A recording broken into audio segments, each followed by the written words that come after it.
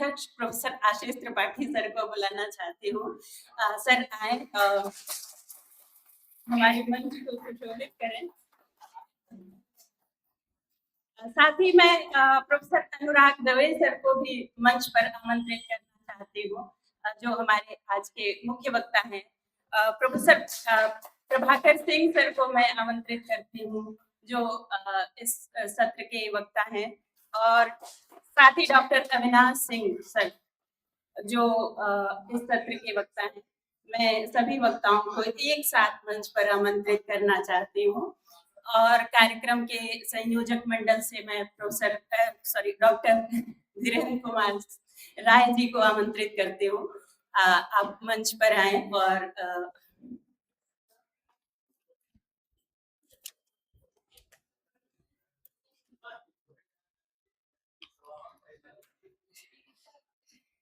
धन्यवाद सर।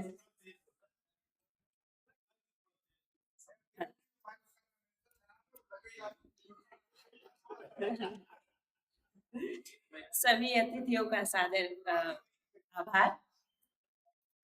मैं professor Ashish Tripathi sir के सम्मान के लिए प्रोफेसर मनोज कुमार सिंह सर को आमंत्रित करना चाहती हूँ। सर आए और हमारे आज के अध्यक्ष प्रोफेसर आशीष त्रिपाठी सर का सम्मान करें।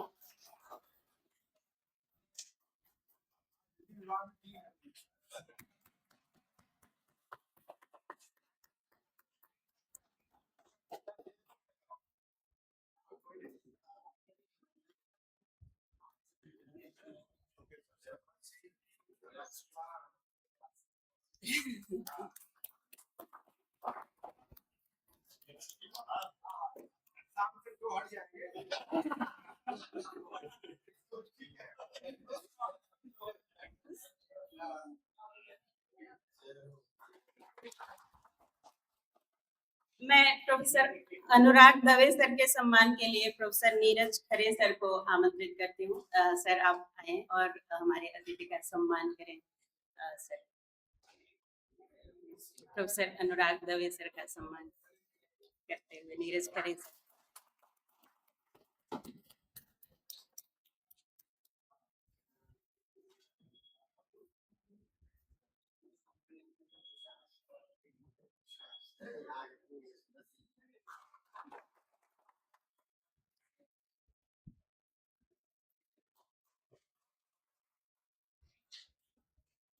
साथ ही प्रोफेसर प्रभाकर सिंह सर का सम्मान करने के लिए मैं डॉक्टर विवेक कुमार सिंह सर को आमंत्रित करना चाहती हूँ। सर आप आए और हमारे वक्ता का सम्मान करें।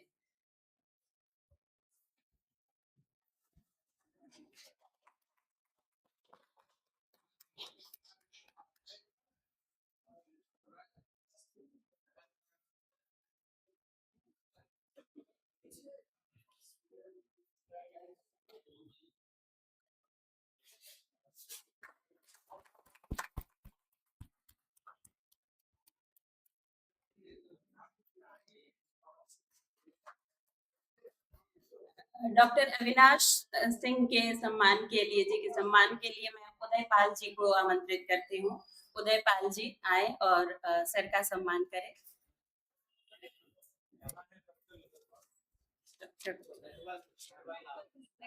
अच्छा, मैं नटवर लाल जी को आमंत्रित करती हूँ। आप आए और अविनाश सर का सम्मान करें।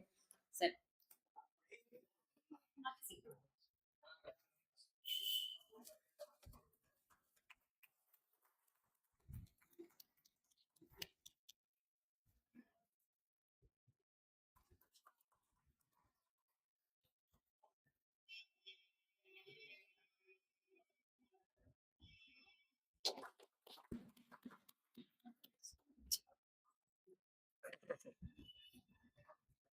कार्यक्रम का संचालन कर रही डॉक्टर किरण सिंह जी के सम्मान के लिए मैं डॉक्टर शिल्पा सिंह जी से अनुरोध करूंगा।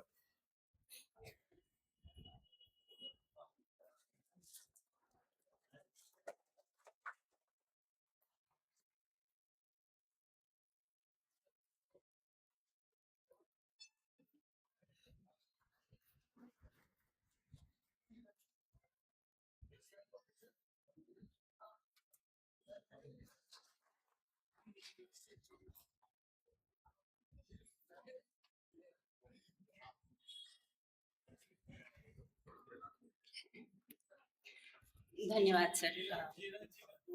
जी सर, सबसे पहले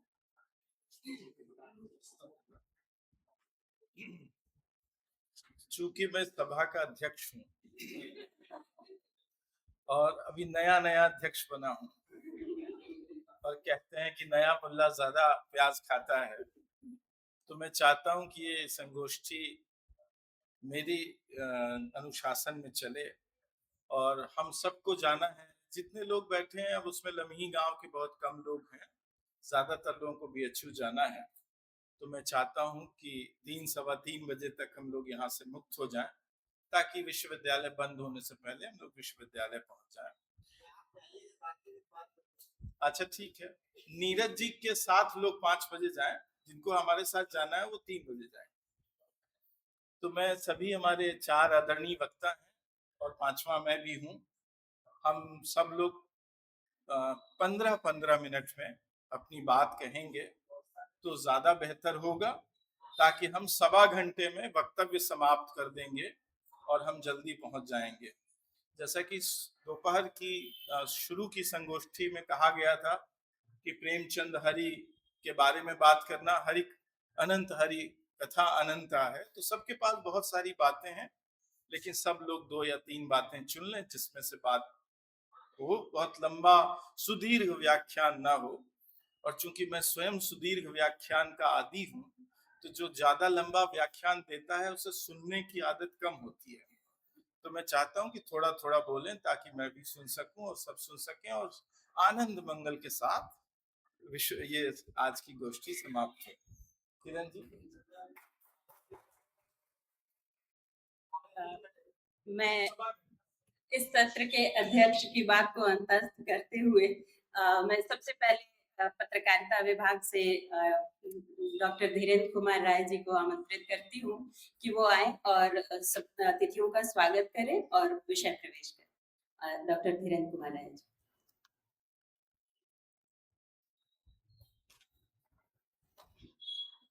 बहुत धन्यवाद डॉक्टर किरण तिवारी जी।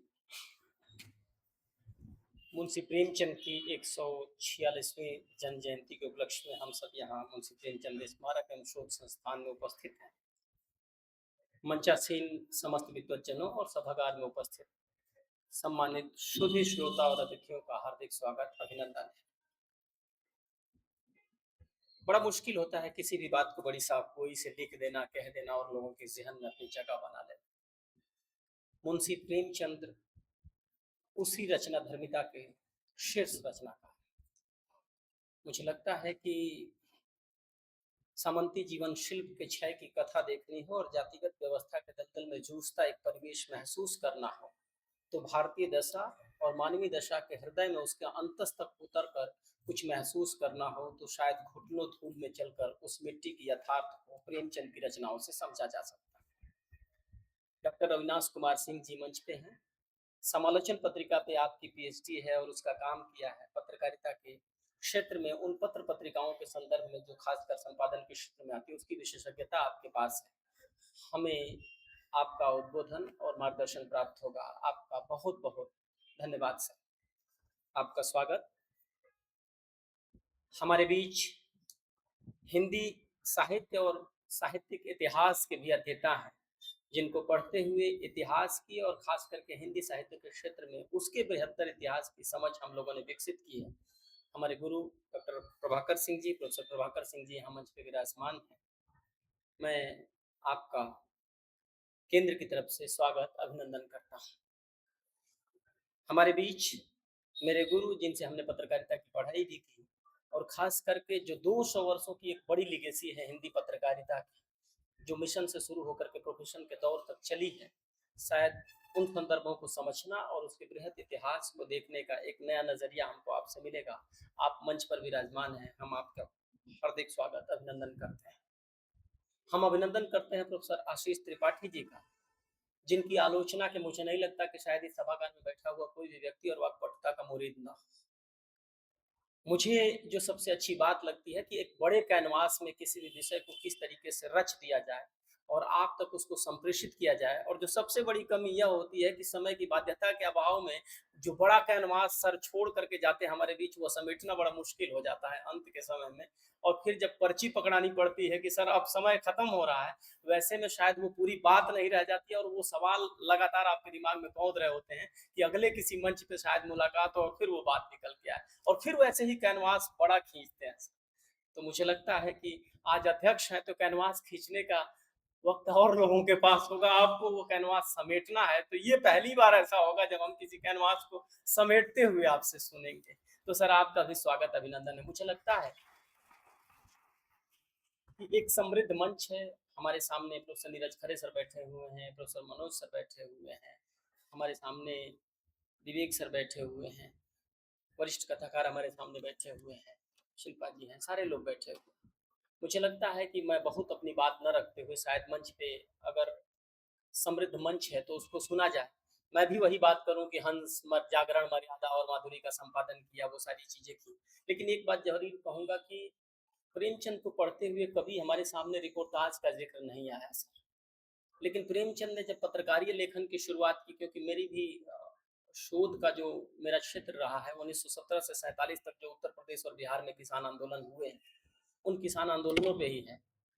तो एक चीज ये बात आई कि सर ओलिवर क्रॉमवेल का अगर पूरा जो विभिन्न प्रसंग हैं उन प्रसंगों पे लिखते हुए शुरुआत कर रहे हैं प्रेमचंद पत्रकारिता के क्षेत्र में, और वहां से पत्रकारिता में वो आ रहे हैं और वह धारावाहिक के रूप में लगातार लगभग 6 महीने तक छप रहा है। यहाँ से वो शुरुआत होती है। वहां जब हम जाते हैं तो 4-5 रिपोर्टाज भी हमारे सामने, उसकी प्रतियां हम रखे हैं सर हमारे पास है। तो वहां देखा मैंने कि प्रेमचंद एक ऐसी विधा में भी जा रहे हैं जिसकी चर्चा शायद उनके लेखन में हम रिपोर्टाज को लेकर के नहीं कर पा रहे। तो कहानी, कविता, उपन्यास और उन रचनाओं के क्षेत्र में मंच पे बहुत सारी बातचीत होगी। लेकिन मुझे लगता है कि एक समृद्ध मंच है। मैं आपसे यही कहूंगा, मैं ये बात आज प्रस्तावना रखनी है, लेकिन उस प्रस्तावना रखने की बजाय मैं इस बात को यहीं इसलिए छोड़ रहा हूँ कि मुझे भी इस मंच को सुनना है और आज बात न कहते हुए बल्कि बात सुनने का अवसर है। और एक समृद्ध मंच है, भीड़ कभी मायने नहीं रखती। अगर आप अच्छे श्रोता हैं तो वक्ता का मिजाज बनता है तो बहुत खुलकर हमारे सामने आता है। तो ये मिजाज मैं अपनी बात न कहते हुए आप तक छोड़ रहा हूँ। मुझे लगता है कि हमें एक सुचिंतित वक्तव्य सुनने के लिए अपने आप को थोड़ा धैर्य बना कर रखना चाहिए। बहुत बहुत आप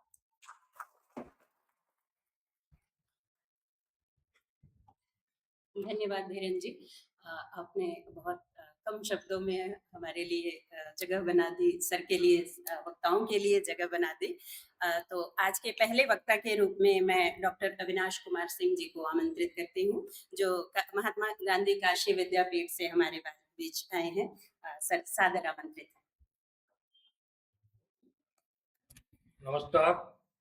मंच पर विराजमान सभा के अध्यक्ष professor Ashish Tripathi sir, professor Anurag Dave ji, Prabhakar sir,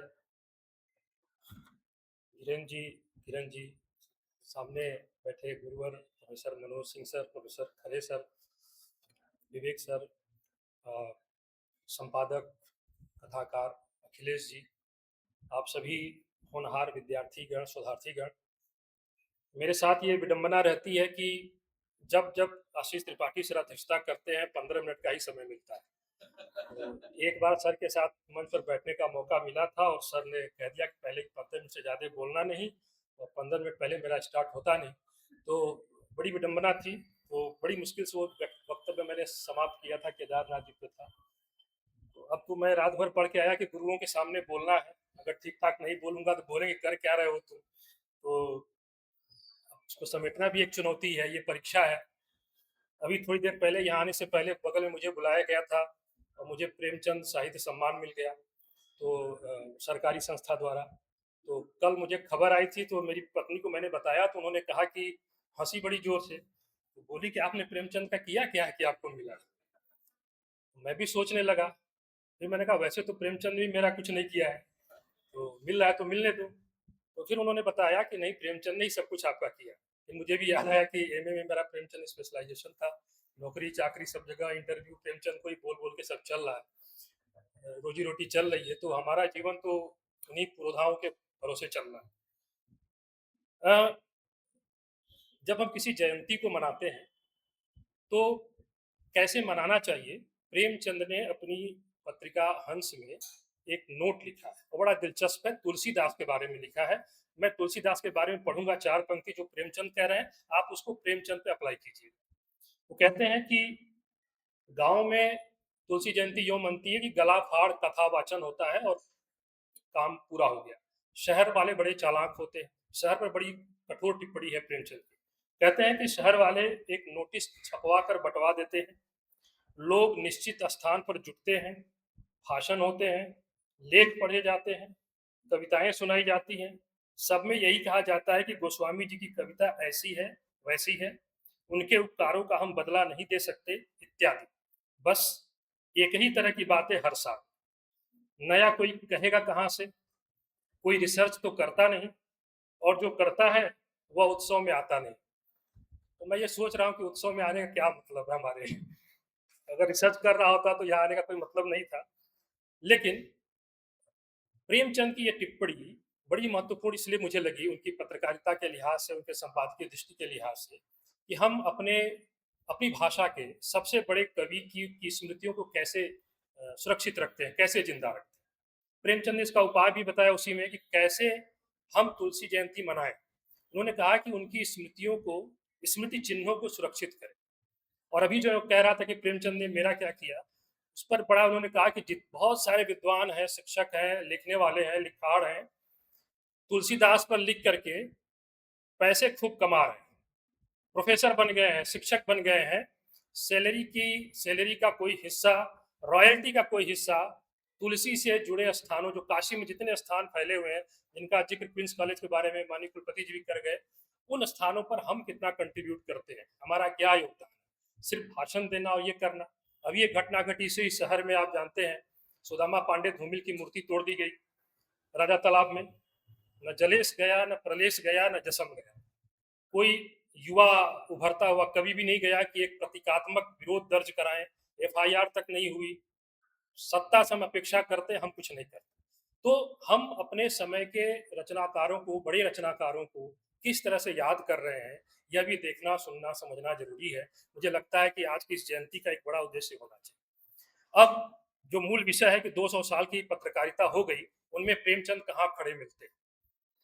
मैं प्रेमचंद के समय में जाना चाहता हूं, जब प्रेमचंद की 4 पत्रिकाएं, जिनका जिक्र धीरेन्द्र भाई ने किया, जमाना में वो लगातार लिख रहे थे, बाकी तो खुद निकाल ही रहे थे। उस समय की पत्रकारिता पर 1845 जो पहला पत्र आता है, बनारस अखबार, मैं थोड़ा त्रिपाठी सर की तरफ देख रहा था कि सर कुछ इशारा तो नहीं कर रहे। सर बहुत डर लगता है आपके रहने से। तो बनारस अखबार जो है पहला निकलता है शिव प्रसाद सिंह सितारे हिंद के देखरेख में 1845 में, और 1933 में हंस का काशी अंक आता है। कुल 88 सालों में कितनी पत्र पत्रिकाएं हिंदी में बनारस से निकल रही थी, इसका बड़ा ही अच्छा लेखा जोखा केदारनाथ पाठक ने हंस के काशी अंक में दिया है। वो पढ़ना बहुत दिलचस्प है। उन्होंने बताया है कि 88 वर्षों में एक दैनिक, एक द्विदैनिक, 28 साप्ताहिक, 8 पाक्षिक, 77 मासिक और 5 त्रैमासिक पत्र निकल रहे। और ये जो आंकड़ा है उस समय कलकत्ते और बंबई की तुलना में कहीं ज्यादा है, ये उनका दावा था। दिलचस्प बात इसमें यह है कि उसी समय जब ये हंस और अन्य पत्रिकाएं प्रेमचंद जी की निकल रही थी, कुछ और बड़ी प्रतिष्ठित पत्रिकाएं आगे पीछे निकली, जिनमें कवि वचन, सुधा, हरिश्चंद्र चंद्रिका, इंदु, भारत मित्र वगैरह वगैरह है।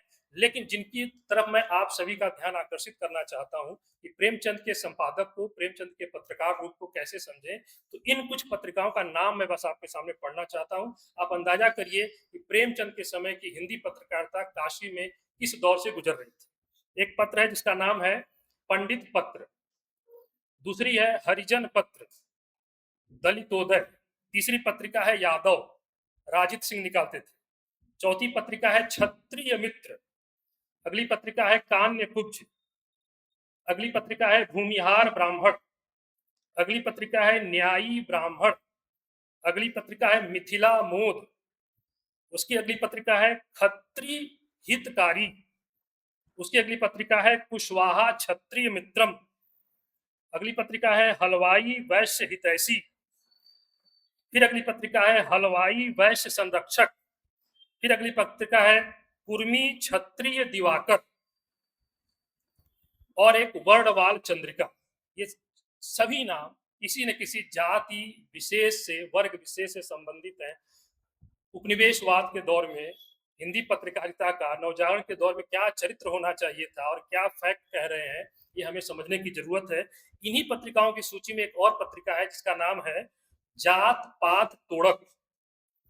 ये भी बड़ा दिलचस्प तथ्य है कि ये सारी की सारी पत्रिकाएं, जिनकी संख्या ढेर सारी है, जिनके वित्तीय आधार बड़े मजबूत हैं, कंटेंट चाहे जैसा हो, फाइनेंशियली बड़ी मजबूत पत्रिकाएं थी, उनके बीच, इतने बड़े संकट के बीच प्रेमचंद अपने खर्चे पर सरकारी दबावों के बीच में हंस, मर्यादा और जागरण जैसी पत्रिकाएं निकाल रहे हैं। तो अगर सोचा जाए कि कैसे हम मूल्यांकन करें प्रेमचंद का पत्रकार के रूप में, तो मैंने ये देखा कि जो प्रेमचंद रचनावली है उसका 8वां जो खंड है, उसमें उनके पत्रिकाओं में लिखे गए संपादकीय लेखों का संकलन है, और वो अपने आप में उनकी संख्या ठीक ठाक है, 479 पृष्ठ है। मैं यहाँ ये कहना चाहता हूँ कि जो हंस या अन्य पत्रिकाओं का साइज था और जो रचनावली का साइज है, दोनों में अंतर है, तो पेज थोड़े आगे पीछे हो सकते हैं, लेकिन 479 पेज के संपादकीय पर ही अगर हम बात करें तो यह गोष्ठी पर्याप्त नहीं है। उन संपादकीय वाले जितने लेख हैं, उनके अंतर्गत उन पत्रिकाओं के जितने लेख हैं, उन पर बात करना तो बहुत दूर की बात है। तो कोशिश करूंगा कि कुछ पत्रिकाओं का के कुछ खास उदाहरण आपको आपके सामने रखूं विचार के लिए, और कुछ संपादकीय के शीर्षक भी इतने पर्याप्त हैं, इतने कॉम्प्रिहेंसिव हैं कि बातें अपने आप कन्वे हो सकती है, समझ में आ सकती है। देखिए, आज के दौर में हमें प्रेमचंद को इस रूप में देखना है कि पत्रकारिता के सामने बहुत ही ज्यादा गहरा संकट है। इसलिए क्योंकि रूपर्ट मर्डोक का नाम सुना होगा आप लोगों ने, ऑस्ट्रेलिया के हैं, अमेरिका में बसे हुए हैं, इनको मीडिया मुगल कहा जाता है, और लगभग दुनिया भर की तमाम पत्रकारिता के केंद्र में क्या छपेगा क्या नहीं छपेगा, एक अंतरराष्ट्रीय संगठन काम कर रहा है जिसमें रूपर्ट मर्डोक का नाम लिया जाता है। पिछले दिनों कोरोना काल में इनका नाम बहुत उभर के आया था कि ये किस तरह से चीजों को WHO के इशारे पर मैनिपुलेट करने की कोशिश कर रहे हैं। ये भी हमने देखा, अपने ही समय में देखा कि गौरी लंकेश जैसे पत्रकार की हत्या कर दी गई। यह भी हमने अपने समय में देखा कि मुख्य धारा के तमाम पत्रकार जो सांस्थानिक मीडिया था उसको छोड़ करके वैकल्पिक पत्रकारिता की तरफ गए। यूट्यूब के चैनल्स आप समझ रहे होंगे, तमाम बड़े न्यूज एजेंसी के पत्रकारों को छोड़ना पड़ा। उनका काम अच्छा था इसलिए उनको लोकप्रियता मिली, वो स्वीकृत हुई। प्रेमचंद के जमाने में यह वैकल्पिक मीडिया मौजूद नहीं था कि सत्ता उन पर दबाव बनाए और वो छोड़ करके यूट्यूब या कोई और प्लेटफॉर्म चुने। उनको वही कागज चाहिए जो सरकारी नियंत्रण में था, प्रिंटिंग प्रेस भी वैसा ही चाहिए, छपना है, कर्मचारी भी वही चाहिए और पैसे भी चाहिए। ये सारी चुनौतियों के बीच वो आदमी लगातार कमिटेड है, और उसी बीच एक कह सकते हैं कोड़ में खाज कि एक नया प्रेस बिल आता है जिसका जिक्र किया है प्रेमचंद ने 1931 में, और बताते हैं कि इस बिल के अंतर्गत सरकार ये मानती है कि हिंदी के समाचार पत्रों में उत्तेजना पैदा करने के लिए लेख निकलते हैं, हत्याकारियों की तस्वीरें छपती हैं और अप्रत्यक्ष रूप से उनकी प्रशंसा की जाती है। सीधे सीधे शासन आपको बता रहा है कि आपकी पत्रकारिता पर हमारी नजर है और आप ये सब काम कर रहे हैं। यहाँ तक कि जागरण और हंस पत्रिका को, साथ ही साथ जो उनकी सरस्वती प्रेस थी, उन दोनों पर 1,000 रुपए का जुर्माना, जमानत जो है वो थोपा जाता है सरकार द्वारा। एक कहानी छपी थी उसका अंत शीर्षक से, श्याम बिहारी प्रसाद की, जिस कहानी पर ऑब्जेक्शन था सरकार को और बैन लगाया गया, जमानत लगाई गई। प्रेमचंद ने लिखा है अगले संपादकीय में, बड़े साहसी आदमी थे वो, हर अंक में संपादकीय में लिखते थे कि मेरे ऊपर ये बैन लगाया गया और कैसे मैं इससे मुक्त हुआ, कैसे जाकर के डीएम की मैंने चिरौरी की, पैर छुए, पन्नालाल कोई डीएम साहब थे, उनके पैर छुए, एक अंग्रेज अफसर का नाम लिया। इन लोगों की चिरौरी करने के बाद वो जमानत से मुक्ति मिली है। फिर कहते हैं इतना सब कुछ होने के बावजूद ये पत्रिका मैं निकालता रहूंगा, ये मेरा संकल्प है। अपने समय की तमाम पत्रिकाओं पर वो सवाल उठाते हैं अपनी पत्रकारिता करते करते, जिनका मैंने नाम लिया, जो जाति सूचक शब्दों से जुड़ी पत्रिकाएं, तो उनके अलावा एक बड़ी पत्रिका थी विशाल भारत, जिस पर टिप्पणी करते हैं प्रेमचंद, और साहित्यिक सन्निपात शीर्षक उनका संपादकीय है, जिसमें वो कहते हैं कि विशाल भारत के जो पत्रिका है वो अभी थोड़ा नकारात्मक शब्द है कि वो गुंडागर्दी कर रहे हैं, वो लेखकों के ऊपर गुंडागर्दी कर रहे हैं और अपने हिसाब से स्वतंत्र पत्रकारिता को दमित करने की कोशिश कर रहे हैं। ऐसे तमाम उदाहरण मैं नोट करके लाया था, लेकिन चूंकि समय नहीं है इसलिए मैं अब कुछ शीर्षकों के नाम पढ़ूंगा जो आपको अच्छे लगेंगे। जैसे एक है संपादन कला विश्वविद्यालय की आवश्यकता, ये उनका संपादकीय है, आप समझे कि वो क्या चाहते थे। वो कहते हैं पत्रों के ग्राहकों का आपत्तिजनक व्यवहार। इसके अलावा उनकी नजर दुनिया भर की पत्रकारिता पे भी है, अंग्रेजी समाचार पत्रों का प्रचार, रूस में समाचार पत्रों की उन्नति, जापान में पत्रों का प्रचार वगैरह वगैरह। ये सारे शीर्षक मैंने आपके सामने सिर्फ इसलिए पढ़े कि प्रेमचंद सिर्फ हिंदी की पत्रकारिता की बात नहीं कर रहे थे। पत्रकारिता कैसे एक वैश्विक आंदोलन है, कैसे दुनिया भर की पत्र पत्रिकाओं के साथ व्यवहार हो रहा है और वो कैसा काम कर रही है, इस तरफ हमारा ध्यान आकर्षित करने की कोशिश कर रहे हैं। एक दिलचस्प तथ्य मुझे और मिला, उनका एक लेख है, संपादकीय है, भारत 1983 में, ये जागरण पत्रिका में उनका संपादकीय है। यानी 1933 में वो लिख रहे हैं कि 1983 का भारत कैसा होगा, 50 साल बाद का भारत। अभी भी कई स्लोगन हमारे समय में है, विकसित भारत @2047 कैसा होगा वगैरह वगैरह। तो प्रेमचंद ने भी सोचा, एक साहित्यकार ने भी सोचा कि भाई 50 साल बाद भारत कैसा होगा। और ये लेख उन्होंने इसलिए लिखा, ये संपादकीय इसलिए लिखा क्योंकि एक सर माल्कम हेली थे, उन्होंने भाषण दिया था ऑक्सफोर्ड यूनिवर्सिटी में कि भारत में प्रतिनिधि शासन का कल्चर नहीं, मतलब जो पॉलिटिकल कल्चर होता है किसी भी राष्ट्र का, किसी भी लोकतंत्र का, कि वहां पे सामंती शासन व्यवस्था की तरह की जगह या राजसत्ता वाली व्यवस्था की जगह जनप्रतिनिधित्व मिले, ऐसा कोई माइंडसेट भारत में नहीं है। ये स्टैब्लिश किया था माल्कम हेली ने। इसका काउंटर किया, इसका विरोध किया प्रेमचंद। बकायदा आप उस पूरे, मैं निवेदन करूंगा कि आप इसको पढ़ें। इसमें बकायदा वो बताते हैं कि बौद्ध काल में जो दक्षिण भारत के राज्य हैं वहां पर प्रतिनिधि शासन प्रणाली का दृष्टांत हमें दिख सकता है। वो भारत के इतिहास को खंगालते हैं और कहते हैं कि भारत का राजनीतिक चरित्र ऐसा रहा है कि हम प्रतिनिधि शासन की तरफ आगे बढ़ सकते हैं। आप देखें कि भारत की ये जो छवि है, पूरब की के प्रति जो छवि है, बहुत बाद में एडवर्ड सईद ने 1978 में जब ओरिएंटलिज्म किताब निकाली तो इस बात को उजागर किया। लेकिन प्रेमचंद 1933 में इस ओर इशारा कर रहे हैं कि कैसे औपनिवेशिक मानसिकता भारतीय समाज व्यवस्था को, भारतीय राजनीतिक व्यवस्था को, भारतीय सांस्कृतिक मानस को पिछड़ा साबित करने की कोशिश कर रहे हैं। तो हमें इस नजरिए से भी प्रेमचंद को एक बार देखना चाहिए। ये सब उनकी पत्रिकाओं में भरा हुआ है और बिल्कुल ताजा ताजा ये समय हमारा चल रहा है जो जियो पॉलिटिक्स का, दुनिया भर में एक विश्व व्यवस्था बदली है, पावर शिफ्टिंग हो रही है। कुछ लेखों का, संपादकियों का नाम पढ़ रहा हूँ, आपको लगेगा इतिहास हमारे सामने आके खड़ा हो गया है या हम इतिहास में कहीं वापस चले गए। एक लेख का शीर्षक है ईरान का तेल, सबसे बड़ा मुद्दा है होर्मुज वाला। दूसरे लेख का शीर्षक है अमेरिका के कर्जदार। तीसरे लेख का शीर्षक है अमेरिका फिर गीला हो गया। एक और लेख है रूस और जर्मनी की संधि और एक और लेख है ईरान और ब्रिटेन की संधि। ये 5 संपादकीय जरूर पढ़े जाने चाहिए। बहुत मोटे अर्थों में प्रेमचंद के पत्रकार को अगर हम प्रासंगिक देखना चाहते हैं तो इन शीर्षकों के माध्यम से भी देख सकते हैं। सूक्ष्म स्तर पे तो प्रासंगिक है ही, हालांकि अखिलेश सर ने कहा कि प्रासंगिकता का सवाल बड़ा बेहुदा सा सवाल है, इसके बावजूद मैं कह रहा हूं कि आप ये देखें कि एक रचनाकार अपने, हमारे पास इंफॉर्मेशन के तमाम स्रोत हैं, हमें रोज सूचनाएं मिल रही, लगातार मिल रही। प्रेमचंद को जो सूचना भी मिलती थी ये भी उन्होंने नोटिस किया है कि मुझे एक दिन बाद वो सूचना मिलती। मैं चाहता हूं कि मैं ताजा ताजा चीजों को, दुनिया भर की घटनाओं को समझूं, उसके बाद अपने संपादकीय में लिखूं, लेकिन वो संभव नहीं हो पाता। इस पीड़ा की ओर इशारा करते हैं वो। और जियो पॉलिटिक्स के हिसाब से प्रेमचंद की पत्रकारिता का पुनः मूल्यांकन होना चाहिए, ये मेरा निवेदन है। एक और बात और आखिरी बात कि प्रेमचंद के जो संपादकीय हैं उनकी भाषा आप देखें, उसमें आपको कथा रस मिलेगा। कथा नैरेटिव का जो एक आस्वाद होता है वो उनके संपादकीय में मिलेगा। और जो उनकी कहानियां हैं उनमें आपको उनका पत्रकार दिखाई पड़ेगा। कहा ना कि साहित्य समाज का दर्पण, समाज की पहली नोटिस पत्रकार लेता है और वो साहित्य में आता है, अपने ढंग से आता है, अपने सौंदर्य बोध के साथ आता है, लेकिन ये आवाजाही लगातार उनके साथ है। और प्रेमचंद की कथा भाषा मुझे लगता है कि इतनी सहज इसलिए भी हो पाई क्योंकि वो प्राथमिक रूप से एक पत्रकार थे।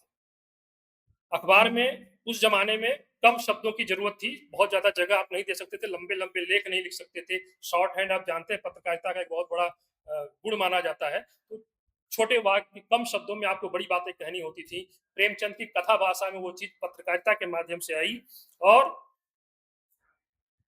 उनको आज के समय में मैं ये निवेदन करूंगा सबसे, आप सभी से, खास करके शोधार्थियों से, कि उन्हें सिर्फ हिंदी का पत्रकार, काशी का पत्रकार या भारत के पत्रकार के रूप में न देखें, बल्कि वैश्विक स्तर पर पत्रकारिता का जो चरित्र है और जो बड़े नाम है, उनके समकालीन जो नाम है, भले उनमें कोई संपर्क नहीं है, उनके नजरिए से देखिए। दो नाम लेना चाहूंगा। एक क्यूबा के बड़े पत्रकार हैं जिनका नाम है जोस मार्टिन, नाम था, उसी समय के थे वो, प्रेमचंद के आसपास के। उनकी पत्रिका थी पैत्रिया। पैत्रिया, इसमें इन्होंने स्पेन के उपनिवेशवाद का विरोध किया था, खुद कवि थे और अपने संपादकीय में कविता का पुट डालते थे। और दूसरे बड़े पत्रकार थे अमेरिका के WEB डुओ जोइस। इन्होंने एक पत्रिका निकाली थी द क्राइसिस।